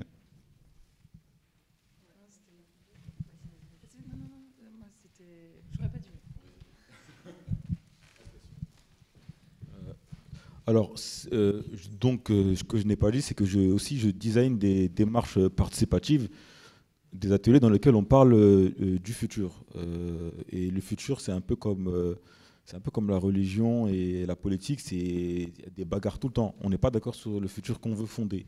Donc, pour moi, pourquoi c'est important? C'est parce qu'au niveau politique, mais pas forcément politique au sens des grandes élections, sur le territoire, à partir du moment où on partage un imaginaire, on va devoir prendre des décisions ensemble et donc faire de la politique. Donc, pour réussir à propager une vision de l'écologie qui puisse être réappropriée par tout le monde, il faut des visages différents. Et quand je dis des visages différents, c'est comme pour la gauche. Je n'ai pas dit ne viens pas me chercher pour que je travaille pour toi. Non, non, non, je veux pas que tu... C'est moi qui va travailler pour toi. C'est-à-dire qu'il faut faire attention à la dimension de l'égalité dans les positionnements politiques. On travaille sur l'écologie de manière bilatérale. Voilà. La seconde chose, c'est que moi, je pense qu'un des défis de l'écologie, c'est de passer d'une vision du monde à un univers à des multivers. Alors, un univers, ça veut dire moi je suis écolo, je vais devoir intégrer la France et toutes les marques. Non, non, non. Je ne veux pas m'intégrer à ton écologie. J'ai mon écologie. Et à certains moments de notre existence, on va devoir s'asseoir ensemble pour prendre des décisions politiques. Mais une fois qu'on a fini, moi je rentre chez moi, je vais avec mes amis, je fais ma vie. Parce que j'ai pas forcément, il faut qu'on accepte qu'on ne sera pas potes, forcément. On ne va pas traîner ensemble, forcément. On n'aura pas forcément le mode de vie. C'est-à-dire que si Gaëtan il veut aller vivre à la campagne où il y a du sable, moi je suis content de prendre le métro 4, d'aller à Châtelet-Léal. Moi je suis content de prendre le métro, d'aller à Strasbourg-Saint-Denis, de me couper les cheveux, de faire le beau gosse et de rentrer chez moi. Donc ça veut dire qu'il faut qu'il y ait un rapport au vivant, mais il ne faut pas enlever le rapport à la technique. Il ne faut pas supprimer le rapport à la technique, il ne faut pas supprimer le rapport au symbolique. Donc moi, dans ma journée, j'essaie d'aller à Strasbourg-Saint-Denis pour me couper les cheveux. Le métro, il est bondé, mais j'aime ça, frère. C'est ma vie, tu vois ce que je veux dire? Et donc, du coup, voilà. On lui arrache le micro. Non, mais c'est très difficile de rebondir après toi. Non, moi, je pense que c'est aussi parce qu'à partir du moment où on doit changer littéralement tout. C'est impossible d'avoir seulement un groupe d'experts dans une chambre très lointaine qui réfléchissent au futur. Enfin, c'est pas possible. C'est tu l'as dit, un imaginaire multiple qu'il faut réfléchir ensemble. Et en plus de ça, comme c'est tellement structurel, on a littéralement besoin de tout le monde. Genre, on a littéralement besoin d'experts dans tous les domaines et dans tout. Donc pour moi, c'est inimaginable d'avoir un visage de l'écologie. Ouais, et puis moi j'aurais merci pour ce que vous dites. Pareil, j'aurais envie de, parce que c'est pas nouveau cette question de la légitimité à prendre la parole. Enfin, on n'est pas en train de le découvrir en 2024, quoi. Et du coup, j'aurais un peu envie aussi de vous écouter sur un endroit un peu critique peut-être aussi de ce qui a été choisi jusqu'à maintenant dans la façon de le raconter, en se disant pourquoi on en est encore là, pourquoi on est encore en train de se dire mais tiens, c'est tout con, mais je veux dire, j'ai regardé même la composition des salles de qui est là aujourd'hui, je suis pas sûr qu'on soit encore dans l'entièreté de la société qui vient à des alors peut-être parce que les gens avaient peur de la pluie, mais il y a peut-être pas que ça, quoi. Donc ça, pareil, j'aimerais bien vous écouter là-dessus sur qu'est-ce qui fait qu'on en est encore là aujourd'hui, qu'est-ce qui fait qu'il n'y a pas encore des gens partout en France, quelle que soit sa classe sociale, quel que soit son genre, quelle que soit sa couleur de peau, qui sont légitimes à pouvoir en parler, quoi. Moi, je trouve que t'es un peu dur. C'était une question provoque. Hein. Ouais, voilà. Non, je trouve que quand même depuis le confinement, il y a quand même beaucoup de choses qui changent. Après, on est aussi bien conscient du greenwashing, comme il peut y avoir du womanwashing, diversity washing, tout ce que tu veux, et qu'on le fait pour l'image, qu'on le fait pour la com, parce que c'est bien, c'est dans l'air du temps. On parle de plus en plus de RSE dans les entreprises, et donc on se dit, voilà, on fait des actions environnementales, on fait des actions pour les femmes et la diversité et compagnie. Mais finalement, dans le fond, des fois, ça peut sembler une coquille vide, vraiment creux. Mais je pense que dans le public, chez les jeunes, on sent qu'il y a quand même envie d'avoir de la forme, mais aussi du fond et des vrais engagements. Dans le milieu du sport, pour parler du milieu que je connais bien, il y a quand même un élan, des entreprises, des solutions innovantes qui sont en train de faire parler d'elles. Les réseaux sociaux font partie intégrante du business, entre guillemets, pour faire connaître et éveiller. Par exemple, la consigne, c'était quelque chose qui existait il y a 50 ans, qui était normal, et elle a complètement disparu pour justement une société 100% plastique quasiment. Et elle est en train de revenir au goût du jour parce qu'il y a des entreprises innovantes qui veulent faire revenir ça au goût du jour en utilisant les réseaux sociaux, en montrant que finalement la solution est aussi, en plus d'être écologique, économique, vous faites une bonne action pour l'environnement. Et je trouve qu'on arrive de plus en plus à embarquer le consommateur. Aujourd'hui, moi, je vois qu'il y a quand même beaucoup plus de marques made in France et qui cherchent à changer leur modèle de conception et de production, alors qu'avant, c'était du made in China et on ne se posait même pas la question, on regardait le prix, point barre. Aujourd'hui, alors peut-être que l'écologie n'est pas forcément accessible à tous, parce qu'elle a un certain prix aussi, et quoique. Moi, les premières vidéos que j'ai faites, je montrais, j'étais dans des serres de tomates, agriculteur local, et les gens mettaient en commentaire « Ouais, mais toi, en gros, tu as les moyens de te payer ça ». Alors du coup, je me sentais obligée de dire « Bah non, en fait ». Aujourd'hui, un panier de la MAP, vous soutenez l'agriculture paysanne, vous en avez pour 22 € d'un panier de légumes pour facilement 2 personnes, donc 11 balles par personne par semaine. Je trouve pas que c'est excessif pour manger des légumes bio, de saison, local. Vous faites un pas en plus pour l'agriculture durable. On a vu les crises à la télé, vous n'étiez pas sans savoir parce qu'ils ont essayé de bloquer Paris. Donc si la majorité d'entre vous est parisien, vous en avez entendu parler. Donc c'est possible de faire ce pas en avant. Et moi, dans la map où je suis, il y a de plus en plus de consommateurs. Donc les choses changent et je pense qu'on embarque de plus en plus de gens avec nous. Certes, pas assez vite, parce qu'on est conscient qu'on est face à une urgence climatique. On est conscient que les océans, dans 30 ans, il y aura plus de plastique que de poissons. Mais moi, j'ai l'intime conviction que si on fait changer aussi les choses petit à petit dans chacun de nos univers, on arrivera à embarquer plus de monde et derrière, se sentir tous concernés et tous dans le même bateau, à se dire il n'y aura pas de planète B pour les plus riches ou pour ceux qui font les efforts et ceux qui n'en le font pas. D'autres réactions ? Tu voulais faire ? Si je peux rebondir là-dessus aussi, pour parler de l'écologie et pouvoir s'en imprégner et agir, il faut aussi du temps mental et aussi du temps dans ta journée, quoi. Et alors, je ne sais pas si vous avez remarqué, mais ceux qui sont touchés le plus par la crise écologique, c'est les plus pauvres, c'est ceux qui habitent dans les quartiers, c'est les femmes aussi. Et c'est souvent les gens qui galèrent le plus au travail, ceux qui se cassent le dos tous les jours, quoi. Et quand tu es dans des situations comme ça, tu n'as pas le temps à penser à l'écologie, ces problèmes fin du monde. En fait, tu penses plus à remplir ton frigo pour tes gosses ou ta famille que aller faire une marche du climat en plein centre de Paris, quoi. Et aussi, je ne sais pas si vous avez remarqué, mais en ce moment, les décisions du gouvernement, ça n'arrange pas les choses. Il y a un appauvrissement de plus en plus vers les pauvres, on les casse de plus en plus aussi au niveau des décisions, donc ça n'arrange pas les choses non plus. Et il y a aussi une question de privilège de parler de l'écologie, de faire des marches pour le climat, et il faut se rendre compte aussi de ça. C'est pour ça qu'il faut avoir plusieurs personnes vraiment différentes pour pouvoir ramener l'écologie dans les banlieues comme font Banlieue Climat. Et ça, c'est trop cool. Et gros big up pour vous parce que c'est hyper important. Et voilà, je vais raconter c'est pas n'importe quoi. Moi, je pense que je voulais soulever quelques trucs. D'abord, que historiquement, ces 50 dernières années, donc on sait très bien qu'il y a la question écologique, donc c'est pas du tout nouveau. Donc c'est vrai qu'en 2024, d'encore parler de ça, c'est un peu frustrant. Mais il faut pas du coup nier le temps qu'on a perdu, entre autres dans les débats télévisés ou politiques, où on s'est toujours dit en fait il faut 50-50. Donc cette idée de 50% il faut un climato-sceptique et il faut un pro-climat sur le débat pour vraiment être sûr qu'on ait un débat qui est neutre, qui est objectif, etc. Donc en fait, et ça je vous invite vraiment à aller vous renseigner sur ça, on a perdu plus de 30 ans de débats politiques et publics avec l'idée de 50-50, il faut être objectif sur des choses, alors que 99% aujourd'hui des experts sont persuadés. Donc la question d'abord du climato-sceptisme nous a pris beaucoup de temps à relever à cause de cette perte de temps.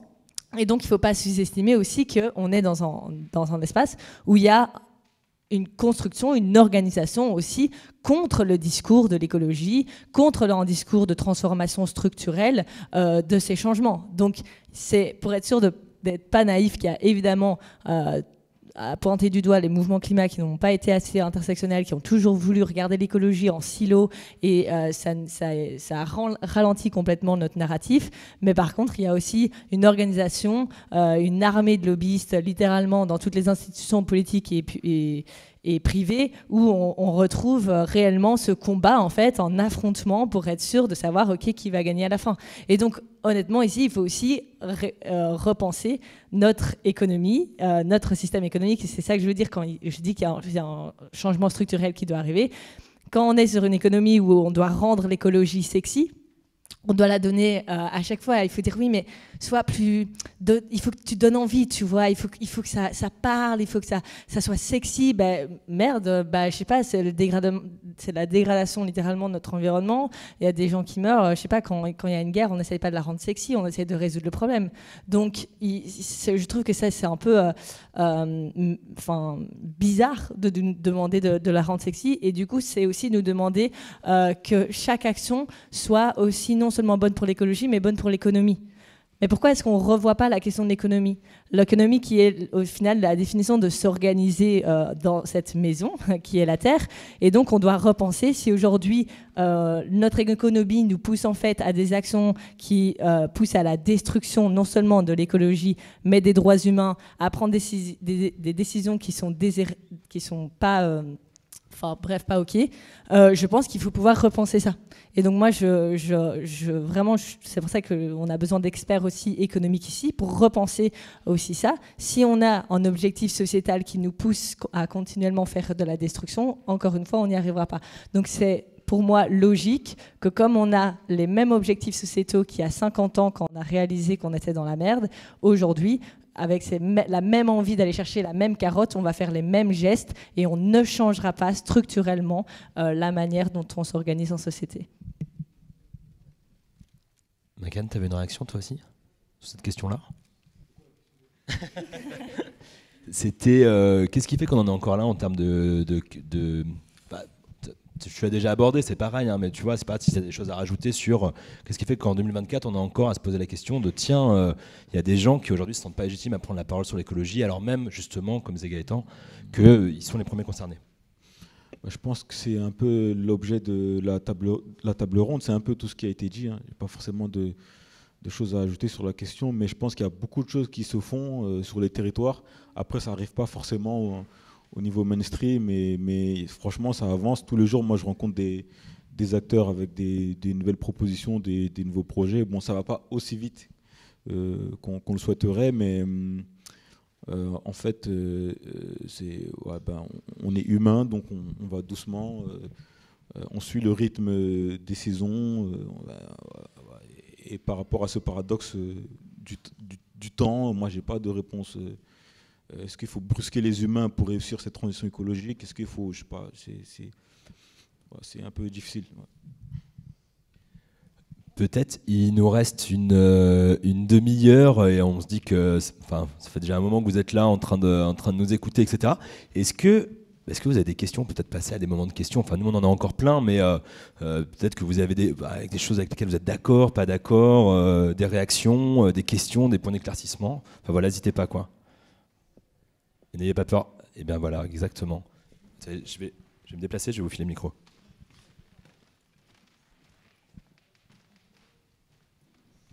Et peut-être on peut en prendre plusieurs, comme ça vous pourrez répondre, ça évitera que ce soit trop haché, si ça vous va.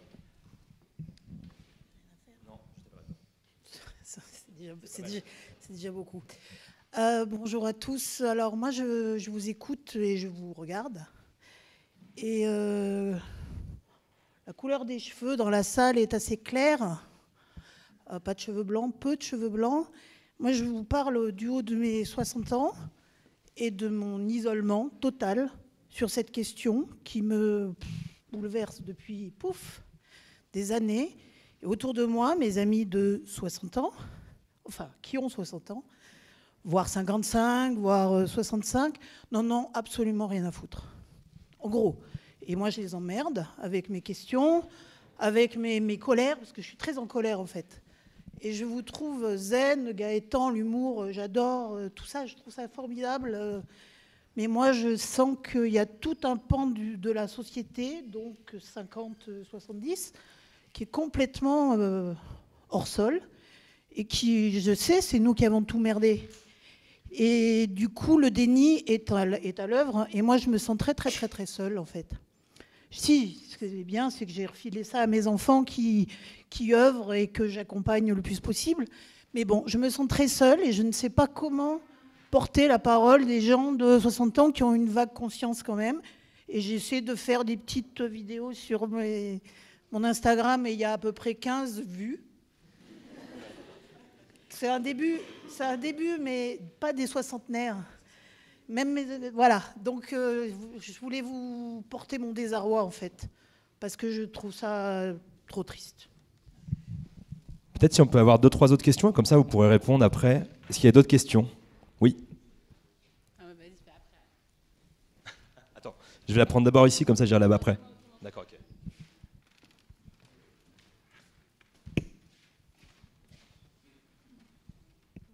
Bonjour. Alors nous, on est étudiante en 2e année de sciences politiques. On est venu parce qu'on mène une enquête sociologique sur les jeunes et la politique.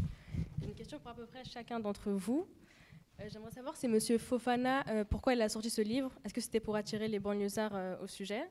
J'aimerais savoir pour Gaëtan, comment vous faites pour sensibiliser les jeunes de banlieue sur Internet? Est-ce que vous êtes déjà aventuré pour faire ça? Et comment tu fais pour les mobiliser? Moi aussi, du coup, je suis avec ma collègue et je suis aussi étudiante concernant cette enquête sociologique. Et j'aimerais juste interroger aussi toute la salle. Si on est aujourd'hui ici, c'est qu'on a un minimum de conscientisation par rapport à ce sujet-là. Et comme ça a été aussi organisé par Banlieue Climat, j'aimerais savoir si dans la salle, il y a tout simplement une personne qui vient de banlieue ou pas. Et si ce sujet-là, il est aussi lié à notre appartenance sociale. Donc... voilà. Tu veux qu'on demande si... Bah, je sais pas. Tu veux quoi? Tu veux qu'il y ait des personnes qui nous disent « Ah, moi je viens de banlieue ?» Ouais, juste lever la main. Bah après, 4 personnes, 5. Une dernière question, et puis après, comme ça, vous pourrez répondre.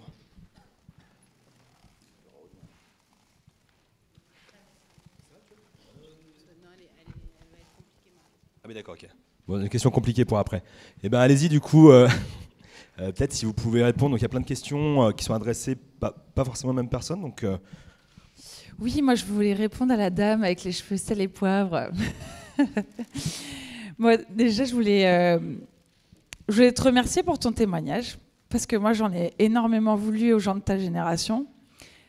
J'étais très en colère, et en même temps, cette colère elle a fait naître en moi le sentiment de me dire moi, je fais la partie de la génération qui sait et qui veut agir. Et tu te sens peut-être seule, mais n'oublie pas tes enfants, l'héritage que tu leur as donné, la legacy, de vouloir les faire agir. Et je pense que ça, c'est le plus beau cadeau que tu as pu nous faire, en fait, aussi. Et aujourd'hui, tu es une personne peut-être de 60 ans et plus, mais qui agit dans ton quotidien, qui peut continuer de donner ton énergie et ton expérience. On parle souvent des remèdes de grand-mère. Et moi, j'adore en fait ma grand-mère pour tout ce qu'elle me raconte de comment c'était peut-être avant et comment je peux aujourd'hui essayer de faire changer des choses dans le monde de maintenant. Je parlais de la consigne, par exemple, tu vois, des remèdes pour se soigner plutôt que d'acheter des médicaments. Tu parlais des plantes, justement.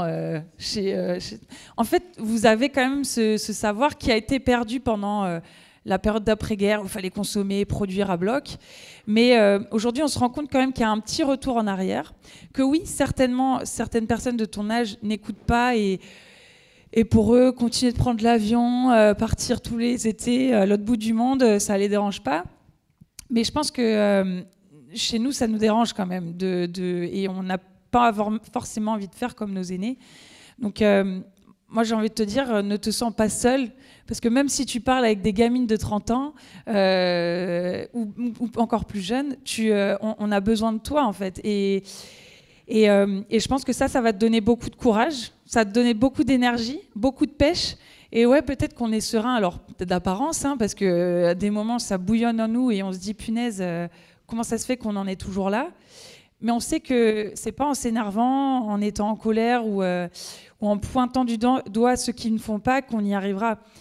Moi, l'idée, c'est aujourd'hui, mon gros challenge, c'est de motiver aussi des gens qui ne font pas forcément les efforts. Il faut savoir qu'en équipe de France, je t'ai dit, on voyage partout dans le monde. Et aujourd'hui, ça gêne presque personne de partir voyager partout dans le monde et faire des compètes. Et j'essaye de montrer qu'un autre modèle est possible, parler aussi avec les instances. On n'en a pas beaucoup parlé, mais je crois qu'Adélaïde, quand même, tu essayes de faire un peu du lobby. Moi, j'adore Camille Etienne parce que, en plus d'être une créatrice de contenu aussi sur les réseaux et activiste, elle montre aussi que, en fait, 1 + 1 = 3, que oui, on peut signer des pétitions, on peut faire basculer des changements qui n'étaient pas imaginables, avec par exemple le projet ICOP de Total Energy en Afrique qui pourrait être stoppé parce que il y a de plus en plus de désengagement de certains investisseurs. Donc moi, ça me donne une patate de malade de savoir qu'en fait, nous, en tant que petits citoyens, on peut faire changer les choses. Et oui, les lobbies sont tellement forts et bien organisés, parce que depuis tant d'années, ils ont eu le temps de s'organiser. Bah, peut-être utilisons aussi leur capacité d'influence pour nous aussi influencer dans notre quotidien. Donc tu n'es pas seul, on est avec toi. Et on a besoin de toi. Et on a besoin de tout le monde d'ailleurs. Merci beaucoup, c'est cool. Je voulais rebondir aussi sur ta question. Alors, il y a Instagram et il y a la vraie vie. Sur Instagram, je pense que vous êtes au courant, sur Instagram, tu vois qu'on a le feu et tout, et on va tout péter. Alors que parfois, moi, dans la vraie vie aussi, j'ai aussi des moments de doute.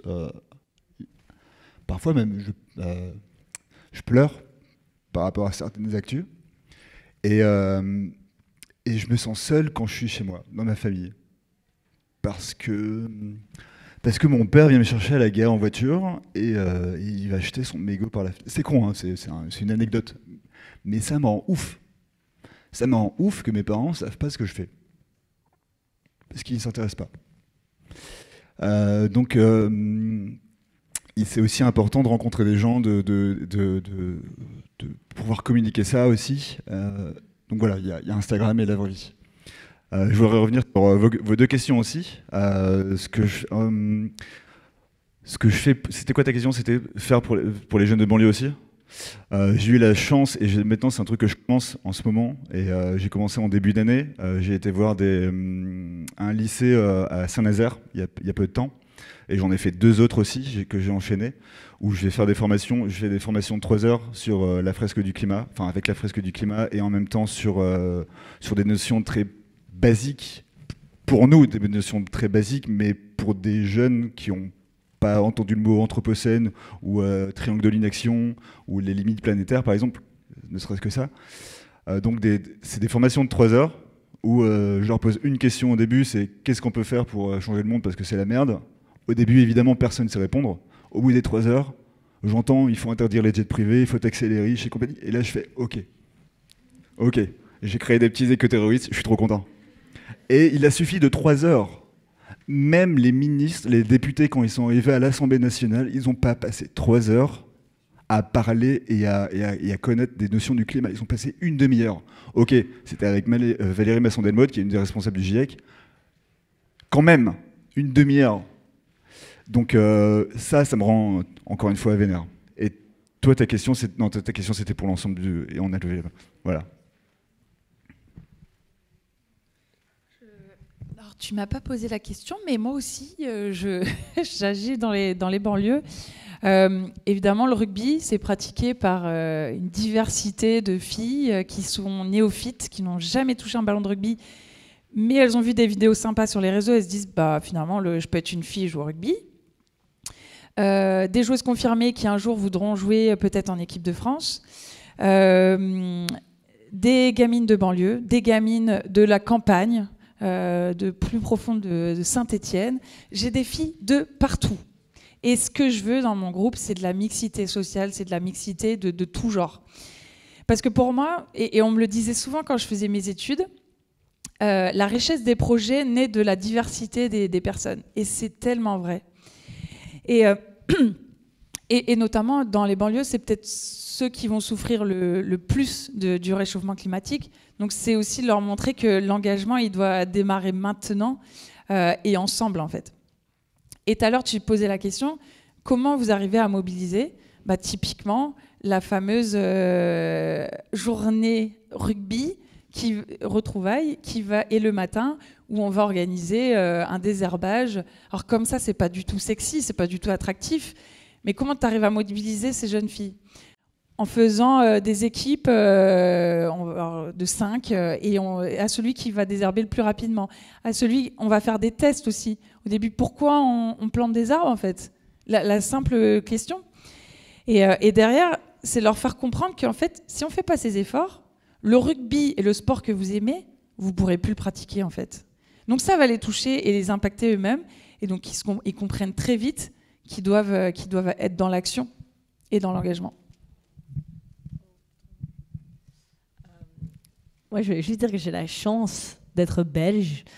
Voilà, j'adore dire ça à Paris. Et en Belgique, on a les grands-parents pour le climat. Ils sont incroyables, ils sont trop forts. C'est d'ailleurs une assoce qui a commencé d'abord en Suisse, puis du coup, j'imagine qu'il y avait des grands-parents en Belgique qui étaient en mode, mais en fait, on doit faire ça ici aussi. Et ils existent depuis bien avant le mouvement des jeunes pour le climat. Et ils sont vraiment trop forts parce qu'ils nous soutiennent dans littéralement tout ce qu'on fait. Ils ont une expérience que nous, on n'a pas. Et voilà, genre ensemble, on arrive à hyper bien se compléter. Et c'est honnêtement une coalition qui, pour moi, est hyper importante de voir les jeunes pour le climat et les grands-parents pour le climat. Et donc, si vous avez envie de co-créer ça à Paris, je suis sûre que l'Académie du climat, c'est probablement le meilleur endroit pour lancer le truc. Donc, si vous voulez, je vous mets en contact avec les grands-parents pour le climat en Belgique.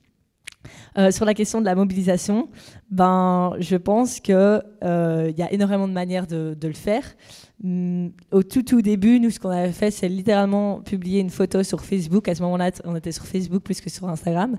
Et on a créé un événement et ça a hyper bien fonctionné. Mais aujourd'hui, on utilise du coup beaucoup les réseaux sociaux, entre autres. Et en gros, ce qu'on essaie de montrer, c'est qu'on peut briser la glace, briser le mur entre les jeunes qui ont l'envie de s'engager et les institutions politiques ou privées qui paraissent tellement loin et on ne sait pas trop ce qu'ils font et on ne sait pas trop qui il y a derrière et on ne comprend pas trop en fait parce que c'est hyper complexe. Et du coup, genre moi en tout cas, mon rêve et ce que j'essaye de faire avec les activistes à Bruxelles, c'est de briser cette glace, quoi, de dire en fait, go, venez, hop, on ouvre les portes du Parlement et on rentre à je sais pas combien, on s'impose, on trouve des moments de réunion, mais on fait aussi des sittings, on fait des actions, on fait des confrontations. Si on peut pas rentrer dans le Parlement, on attend devant le Parlement jusqu'à ce qu'il y ait un parlementaire qui passe. Enfin, je veux dire, on essaie de briser cette glace et en racontant ce narratif, en vrai, ça motive les jeunes. Parce que non seulement on est en train de se dire, on les confronte sur des questions existentielles telles que l'urgence climatique, mais en plus de ça, en fait, on est en train de travailler notre démocratie. Tu vois, on est en train de se dire, en fait, on n'est pas du tout inclus. En fait, on est même complètement exclu parce qu'on ne sait pas ce qui se passe.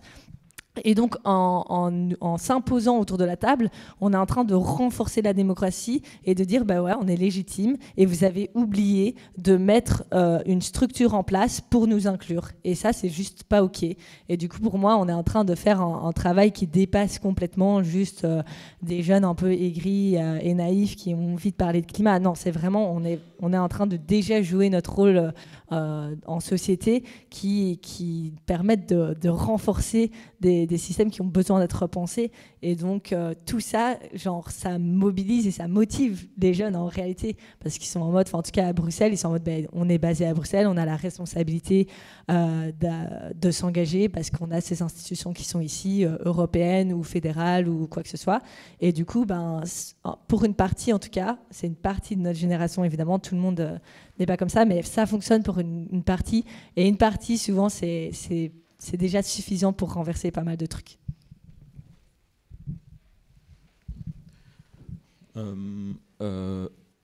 Encore une fois, j'ai l'impression que nous pensons que l'écologie a inventé le monde. C'est-à-dire que les humains, en fait, les humains souffrent depuis très longtemps. Les religions, les philosophies le disent, les humains souffrent et les humains se sentent seuls. Donc c'est pas l'écologie qui fait qu'on souffre et qu'on se sent seul. Il y avait déjà ça depuis des milliards d'années. Maintenant, le truc, c'est qu'est-ce qu'on fait par rapport à cette souffrance? Et une des erreurs pour moi des mouvements écolos, c'est de transmettre de la colère et non de la joie.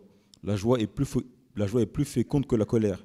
Mais historiquement et politiquement, comme on est habitué à faire des actions au nom de la colère, on se dit que c'est comme ça qu'on va transformer le monde, alors vous êtes en train de propager à vos amis de l'anxiété. Vous êtes en train de propager votre éco-anxiété. Non. Comment voulez-vous guérir le monde si vous-même, vous n'êtes pas guéri? Vous voulez guérir la Terre, vous êtes malade. C'est-à-dire on est malade, on souffre humainement. Pour moi, ce n'est pas l'éco-anxiété qu'il faut, c'est de la sagesse qu'il faut. Ça a l'air vieux jeu, mais c'est de la sagesse qu'il faut expliquer, qu'il faut développer. Ensuite, sur la question de la banlieue du Turfu, je l'ai dit, je le répète, toute la Terre est une banlieue. Là aussi, il n'y a rien de nouveau. Hein. La Terre n'est au centre de nul. L'univers, il n'y a pas de centre. Et j'aime la Terre parce que j'aime la banlieue, pas parce que j'aime l'écologie. Ce n'est pas l'écologie qui m'a appris à aimer le vivant. Avant ça, moi, j'avais un rapport à la Terre, un rapport au vivant, un rapport à l'espèce que l'écologie vient nous rappeler, vient remettre en exergue. Donc, quand je suis un banlieusard, c'est dans le sens où j'habite sur la Terre, en fait. Ça aussi, je pense que ça n'a pas trop été compris. Parce que je suis vivant, je suis un banlieusard. Donc, vous êtes tous des banlieusards ici dans la salle. Maintenant, si on parle plus spécifiquement des individus qui habitent dans les quartiers populaires ou les QPV, ça va être difficile d'aimer la Terre quand on n'aime pas son quartier. Hein. Ça va être difficile d'aimer la Terre quand on n'aime pas son territoire. Ça va être difficile d'aimer la Terre quand on ne se projette pas dans son propre territoire. Donc, je n'ai pas compris, qu'est-ce que vous attendez des gens qui se projettent sur une planète évanescente, Gaïa, alors qu'ils n'arrivent même pas à connecter directement avec le territoire tout de suite. Donc, il y a des étapes à franchir, il y a des choses il faut un peu de patience. Il faut un peu de patience et, encore une fois, passer d'une émotion, passer de la colère, c'est une étape en fait. Ça, on ne se rend pas compte. La colère, c'est une étape. Mais la colère, il faut la guérir. Une fois qu'on est guéri, on est en capacité de partager aux autres notre amour du vivant. Et dans cet amour du vivant, on va développer des stratégies politiques, philosophiques, médiatiques, pour transformer les modes de vie. Mais voilà, ça prend un peu de temps. Mais maintenant, je comprends que on est en colère contre ceci, contre cela. Mais encore une fois, avec ou sans écologie, dans un monde écologique, nous allons continuer à souffrir et nous allons continuer à être des humains encore très longtemps. Est-ce qu'il y a... On peut peut-être prendre encore... Ouais, on peut prendre quelques questions encore. Est-ce qu'il y a encore... Ah ouais, c'est ça. Ouais. Ah oui, mais Ferris, vous avez une question. Qu'est-ce que c'est banlieue climat, c'est ça? Attends.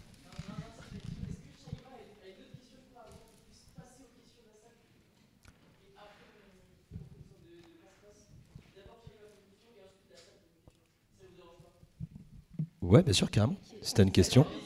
Ouais, c'est l'envie. Ouais. J'ai une question en plus. Du coup, j'ai... alors du coup, ouais, donc, dernière question à vous poser. En fait, pour moi, l'engagement écologique, c'est un peu comme une course de fond. Et en fait, du coup, il faut tenir sur la durée. Et on a des résistances internes. Tout à l'heure, tu parlais des difficultés auxquelles tu peux les doutes, auxquelles tu peux être confronté, les doutes, etc.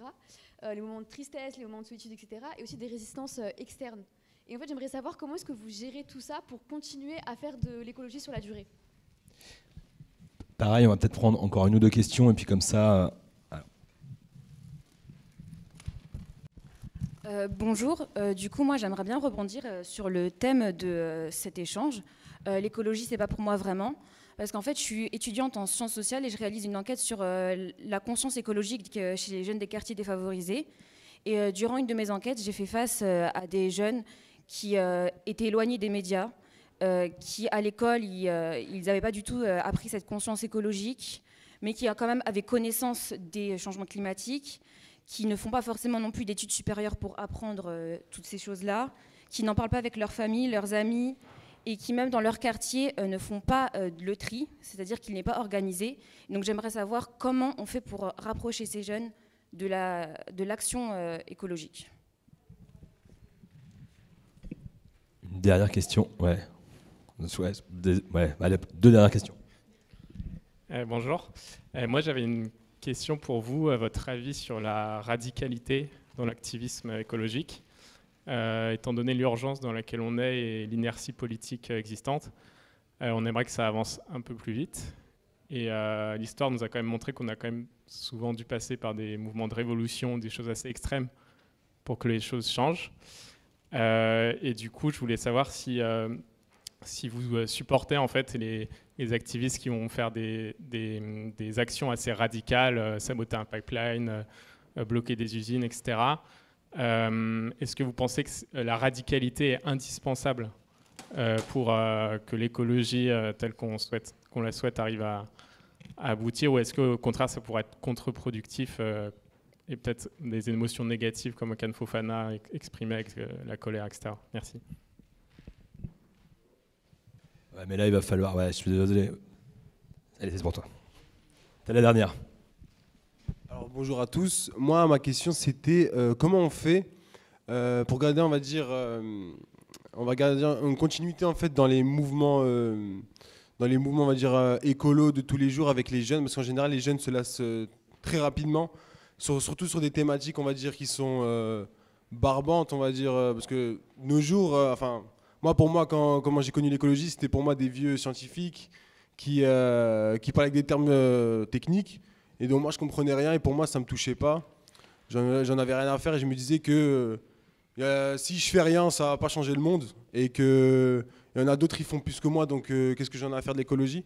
Et donc moi ma question c'est comment on fait pour garder du coup toujours cette régularité dans cette perspective là d'amélioration de son émission, de sa consommation, et garder vraiment cette énergie pour garder ça dans le temps. Merci. Peut-être que vous pouvez commencer à répondre, je ne sais pas qui a envie de se lancer. Allez, j'ai le micro. Il y a eu plein de questions, hein, j'ai dû prendre des notes. La première question, Jaïma, tu avais posé comment justement continuer en gros à trouver de l'énergie. C'est vrai que quand j'étais joueuse de rugby, on me disait souvent, tu lâches jamais rien, quoi. J'ai connu plein de blessures. Pendant une année, j'ai eu 8 blessures d'affilée. Je revenais sur le terrain, je me reblessais, je revenais, je me reblessais. Et finalement, au fond de moi, j'y croyais tout le temps que j'allais pouvoir faire les JO, que j'allais faire une Coupe du Monde. Et je pense que en fait, c'est ce qui m'anime dans mon combat écologique, c'est que j'y crois en fait. C'est que je me fixe des objectifs, j'ai envie de les atteindre. Ils évoluent en permanence.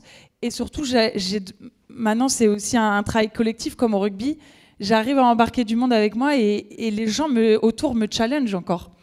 Donc pour moi, l'énergie, je la retrouve beaucoup avec ça. Ça me donne de la motivation et quand quelqu'un a envie d'arrêter, on sait en fait trouver les bons leviers, les bons mots pour donner la motivation à côté. Et c'est comme dans le sport en fait. Et moi, je fais beaucoup une similitude entre les deux mondes que je connais bien, surtout le sport. Il y avait une autre question, c'était sur les jeunes et les actions écologiques. Moi, j'ai un peu de mal avec les gens qui jettent leur mégot par terre. Mais vraiment. Et vous savez, je fais du rugby. Et donc, du coup, j'ai décidé de faire sur les réseaux sociaux une vidéo où je plaque un mec qui jette son mégot par terre. Et du coup, la vidéo, elle a fait un buzz pas possible. Et les gens, ils ont dit « Ouais, on va faire comme les Naïg, Corson, on va plaquer les gens qui jettent leur mégot par terre. » Et en fait, je leur ai donné un peu la motivation aussi de se dire on peut trouver des leviers. Tu parlais de l'humour pour parler de ces sujets-là. Et tu vois, dans cette vidéo, j'ai eu l'idée de la faire parce qu'elle est dans la vraie vie. Tu en parlais encore tout à l'heure, entre les réseaux sociaux et la vraie vie. Et dans la vraie vie, moi, j'interpelle souvent, et que ça soit des jeunes ou moins jeunes, des gens qui jettent leur mégot par terre. Et franchement, on me dit, mais Léna, arrête, tu vas tu vas avoir des problèmes. Et je dis, non, mais t'inquiète pas, je vais venir parler de façon pédagogue à quelqu'un en lui disant « Au fait, je crois que tu as jeté ton mégot par terre là ». Donc soit les gens sont dans le déni, soit les gens se disent ouais, comme je suis un peu grande, je joue un peu sur ma taille. Oui, c'est vrai, j'ai jeté mon mégot. Et je dis là, tu sais que ton mégot là, il a pollué 500 litres d'eau là. Après, je sais pas dans quel monde tu veux vivre. Peut-être que l'eau du robinet, enfin, tu t'en fous quoi. Les poissons, tu manges peut-être pas de poissons aussi. En fait, je leur pose plein de questions. Et là, en fait, ils se retrouvent extrêmement bêtes. Et ils vont retourner chercher leur mégot et le jeter à la poubelle. Alors, je ne sais pas si mon action, elle va être, tu vois, sur la durée, à chaque fois qu'ils vont fumer une clope, est-ce qu'ils vont vraiment mettre le mégot dans la poubelle? Mais je me dis, ça les a interpellés, quoi. Et je pense que ton papa qui jette le mégot par la fenêtre, je pense que peut-être à force de lui dire, alors peut-être que t'es son fils, donc peut-être qu'il t'écoute plus, mais je pense qu'à force d'interpeller, on peut pas être quand même faire la sourde oreille et se sentir insensible à ce qu'on peut entendre. Enfin, je pense que au bout d'un moment, ils vont être interpellés au bout de la 50e fois. Enfin, c'est comme ça que je vois les choses en tout cas. Il y avait une question sur la radicalité. C'est vrai quand les activistes peuvent être souvent stigmatisés, pointés du doigt, et que finalement on se dise être écolo, franchement ils nous font chier quoi. Enfin c'est un peu l'image qu'on a des activistes. Et pour citer le Grégory Coupet, vous connaissez? Ouais, il y a des sportifs un peu dans la salle. Je suis toute seule. Voilà, gardien de Lyon. Et en fait, je sais pas si vous avez vu, mais pour la Saint-Patrick, ils mettent dans un fleuve au Canada plein de colorants verts dans la rivière. Et lui, il dit « Oh, c'est trop stylé, il faudrait faire ça dans la Seine, mais en même temps, les écolos ne seront pas d'accord. » Et là, je me dis « Mais... » Ouais, en fait, ils stigmatisent de suite les écologistes ou les gens qui ont une sensibilité à l'environnement. Et c'est là que je me dis, on met souvent les personnes qui sont engagées dans des cases. Et c'est comme, voilà, je suis féministe aussi, donc on a tendance à dire, ah là, celle-ci, elle va nous embêter avec ces questions sur les femmes. Alors que, en fait, être féministe, c'est juste vouloir l'égalité. Donc au fond de nous, tout le monde voudrait ça. Donc c'est là encore la radicalité, c'est comment on fait passer les messages et on évite de mettre les gens dans les cases. Et la dernière question, c'était la régularité. Ça, c'est une super bonne question. C'est comment, au quotidien, j'essaie de diminuer mon bilan carbone. Et je trouve que ça, c'est important de le mesurer. Et moi, j'ai compris que mon engagement, il sera plus puissant ou du moins plus impactant si je fais une mesure de mon activité carbone. Donc, qu'est-ce que je mange ? Qu'est-ce que je consomme, comment je me chauffe, quel type de transport j'utilise. Et tout ça permet d'avoir un chiffre à la fin. Donc c'est comme au rugby ou dans l'athlétisme, on court après des points, après un score, après un temps. Et ben là c'est pareil, on veut diminuer son impact, donc comment on peut faire dans chaque type d'activité pour le diminuer. L'Everest, ça vous paraît très haut, non ? 8000 mètres, ça paraît presque inatteignable. Par contre, si tous les jours, je m'entraîne pour je sais pas, faire 10 km, ou on va commencer petit à petit, et qu'on le voit, finalement, notre objectif très loin et très haut et quasiment inatteignable, mais finalement, si on le remet sur notre quotidien, au jour le jour, finalement, les étapes, elles vont être beaucoup plus faciles à être acceptées, et c'est comme vouloir être champion du monde, champion olympique. Clairement, quand tu vois ça de tout en bas, tu te dis c'est impossible. Donc finalement, le réchauffement climatique, est-ce que ça ne serait pas être champion olympique ou aller gravir un Everest? Voilà, je passe le micro. Tu parlais tout à l'heure des forces externes et de comment jongler, conjuguer avec. Tous les jours, je me pose la question, comment je parle à quelqu'un qui est dans le déni ou qui est climato? Eh ben, c'est justement en essayant de ne pas pointer du doigt ou en essayant de pas de lui dire tu fais les choses mal et compagnie, parce que si je suis avec des potes qui vont manger de la viande et moi je suis vegan et je leur dis mange pas de viande, tu vas voir, en fait ce qu'ils vont faire c'est ils vont manger 2 fois plus de viande juste pour me faire chier quoi. Donc c'est pas bon pour leur bilan carbone et pour leur santé, pour la planète et pour les droits des animaux. Donc il y a plein de manières de parler à un climato-sceptique ou quelqu'un qui est dans le déni. Je rejoins ta question qui était aussi comment tu parles avec des jeunes et aussi un peu avec ta question à toi sur ces personnes qui sont invisibilisées dans les médias. On parle jamais d'eux ou quand on parle d'eux, c'est mal. Et on peut faire le lien aussi avec le climat. Depuis des années, on parle du climat d'une manière anxiogène. Mais on ne dit pas ce qui est cool, on ne donne pas de joie en fait. En parlant du climat ou des jeunes qui sont dans les banlieues, on parle toujours de galère, on parle toujours de ça va être la merde, ça va être la fin du monde. Et en fait, encore une fois, de changer les imaginaires, de changer le discours dans lequel on va parler d'eux, on va parler des actions du climat. Donc en fait, pour moi, c'est un peu trois questions qui se retrouvent. Et c'est en trouvant des solutions avec eux, de raconter des nouveaux imaginaires, de bosser aussi avec eux, de les intégrer, parce que c'est aussi eux, ceux qui habitent dans les quartiers, dans les banlieues, qui souffrent le plus aussi du réchauffement climatique. Quand c'était le Covid, on était tous là dans nos apparts à Paris à faire les cons à la fenêtre.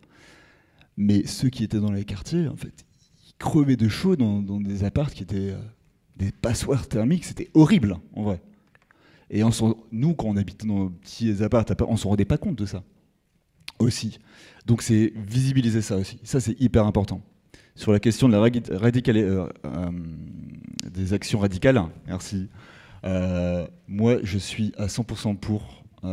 Même s'il y a certaines actions où on peut discuter de ça et tout, mais jeter de la soupe sur des tableaux, c'est cool, c'est pas bien. Pour moi, la seule erreur, c'est de pas essayer et de pas pouvoir embarquer la population avec toi, parce que du coup, ils se mettent la population à dos et ça, c'est pas cool. Mais j'irai toujours les défendre. Parce qu'ils font quelque chose. Parce que c'est, encore une fois, le mot complémentaire, c'est hyper complémentaire avec toutes les luttes. Je pense que vous êtes un peu au courant de ce qui s'est passé pendant les suffragettes, pour le droit de vote des femmes. Il y avait des actions qui étaient hyper radicales, ils ont mis des bombes et compagnie. Et en fait, c'est ça qui a fait aussi avancer les choses. Ils ont réussi à faire passer des lois et des idées. Pour moi, toute action est hyper complémentaire et doit être mise sur le tapis. Et en tout cas, il faut en parler et il faut les faire. Voilà.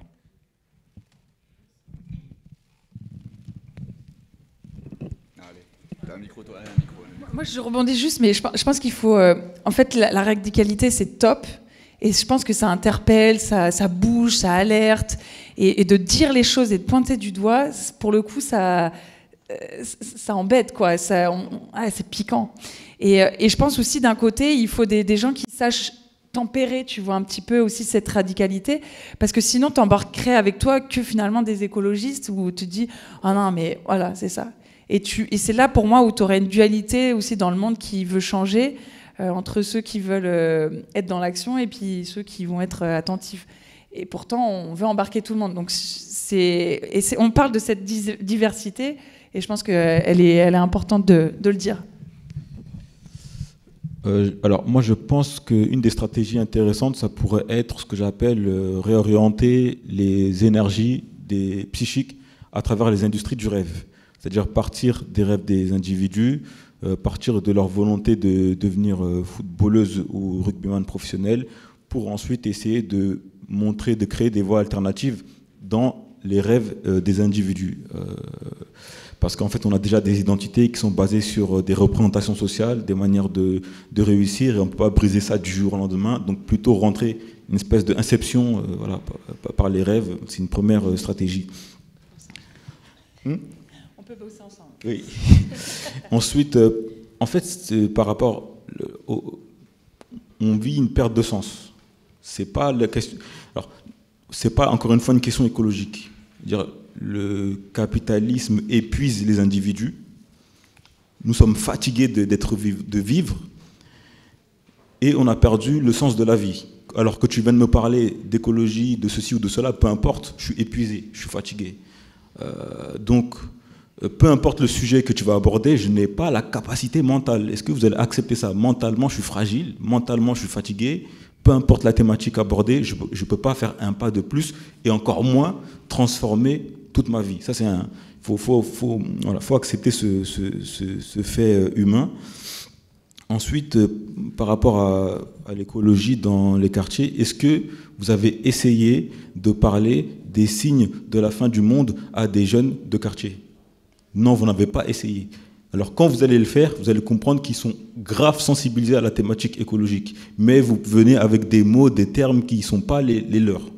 Parlez-leur des signes de la fin du monde, ils vont vous dire, voilà, tel signe montre que c'est la fin du monde, parce que la lune, parce que les bâtiments, etc. Ils sont sensibilisés à l'écologie, mais il faut trouver le bon vocabulaire, le bon référentiel culturel.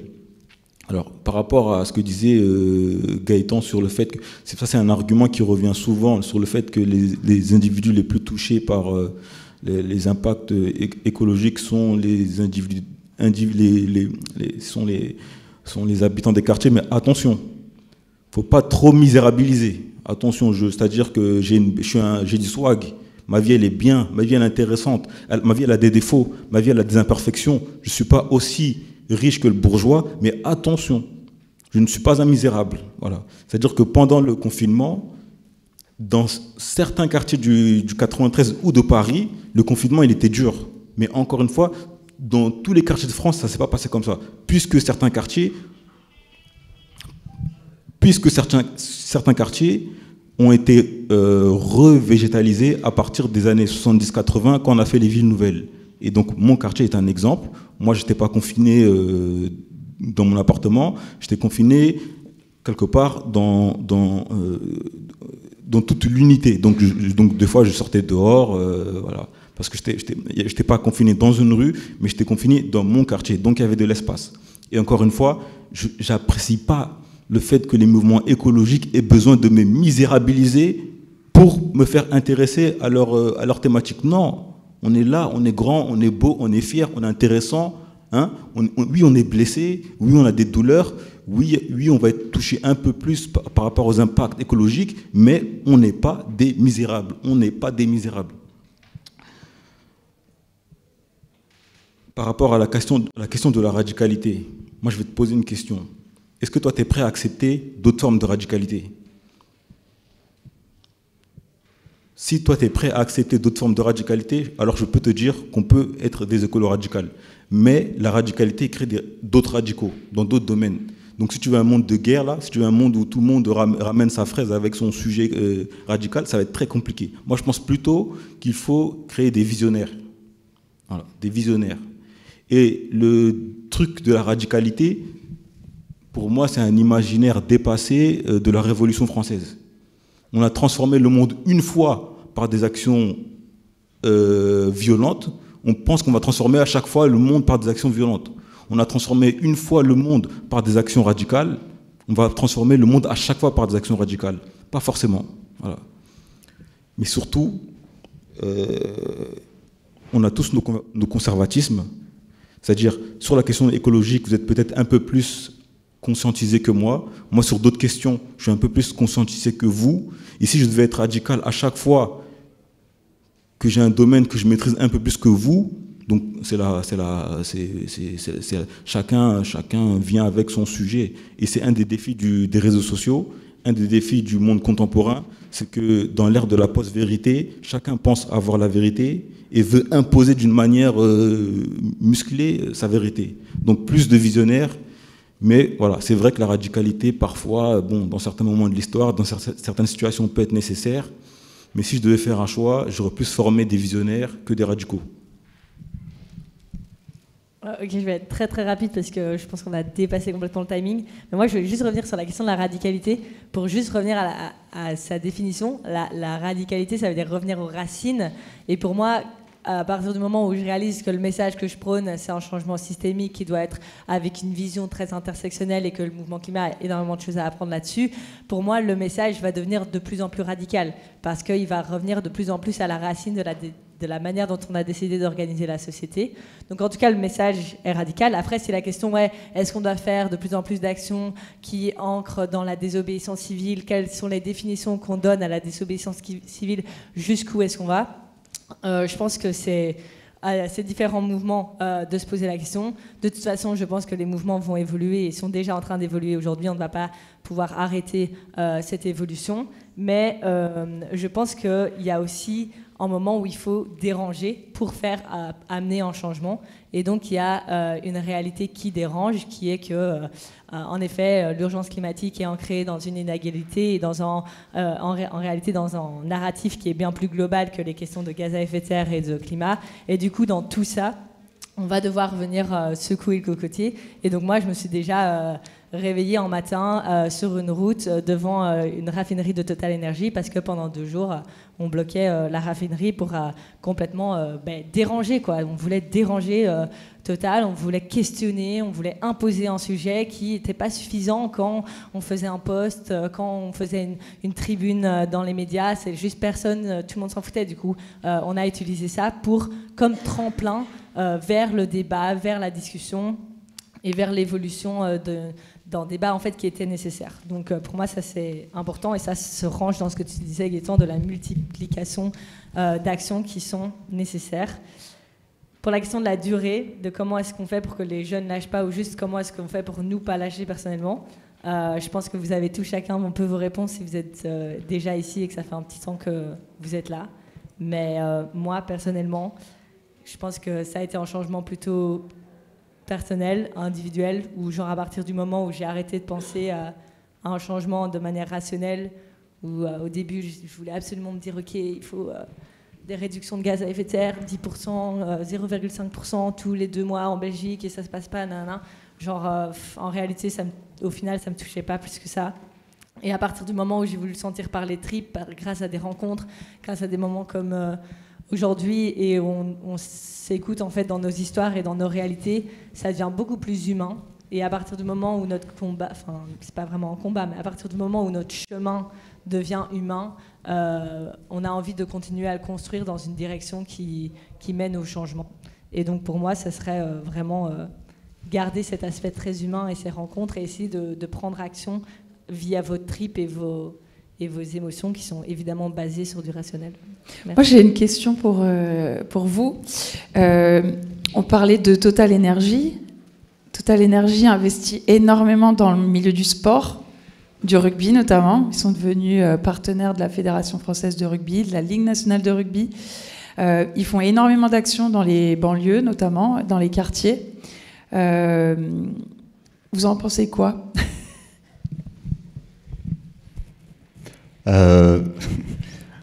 Vraiment on parlait de la radicalité tout à l'heure. Qu'est-ce qui est radical? C'est quelqu'un qui va bloquer une autoroute et c'est Total Energy qui continue à faire de la merde, à brûler la planète et pour faire du profit. Voilà, la question de la radicalité, pour moi, elle est aussi là. Et moi, ça me saoule quand je vois des compétitions de foot, de rugby, où tu as le logo Total Energy, où tu as Coca qui est là pour les JO, alors que c'est des entreprises qui niquent la planète en fait, et qui donnent en plus une image sympathique, parce que tu as tous les gamins qui vont voir le logo de Total Energy sur des représentations sportives, et je trouve ça ouf que ça, c'est pas régulé. Régulé, voilà.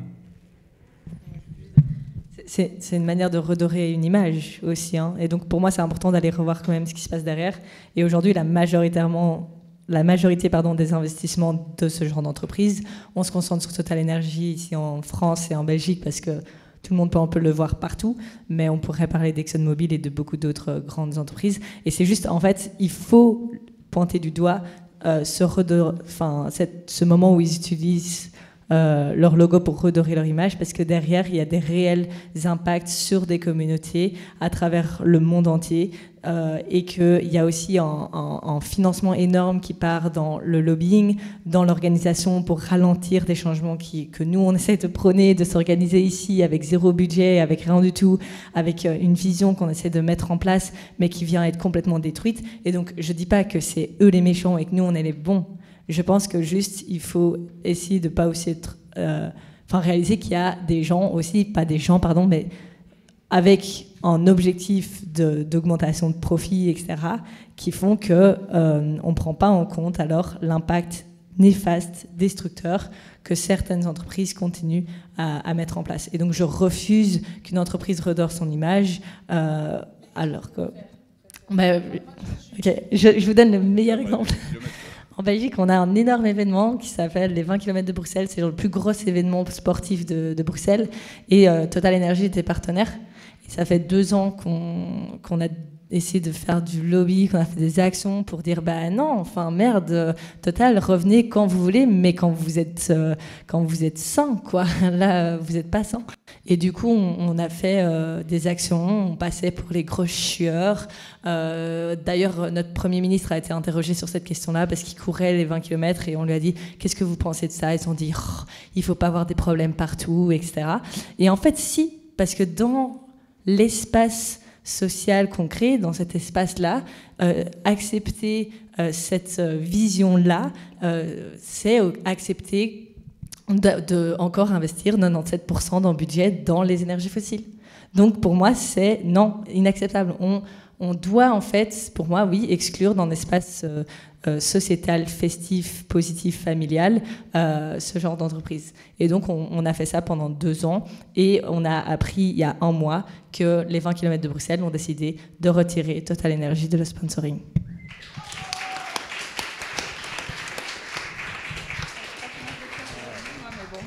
Non mais peut-être, parce qu'il est déjà, ouais, on commence déjà à dépasser un tout petit peu et ça pourrait être fascinant, mais vous pourrez encore leur poser des questions. Peut-être si ça vous va, on va juste les applaudir extrêmement fort.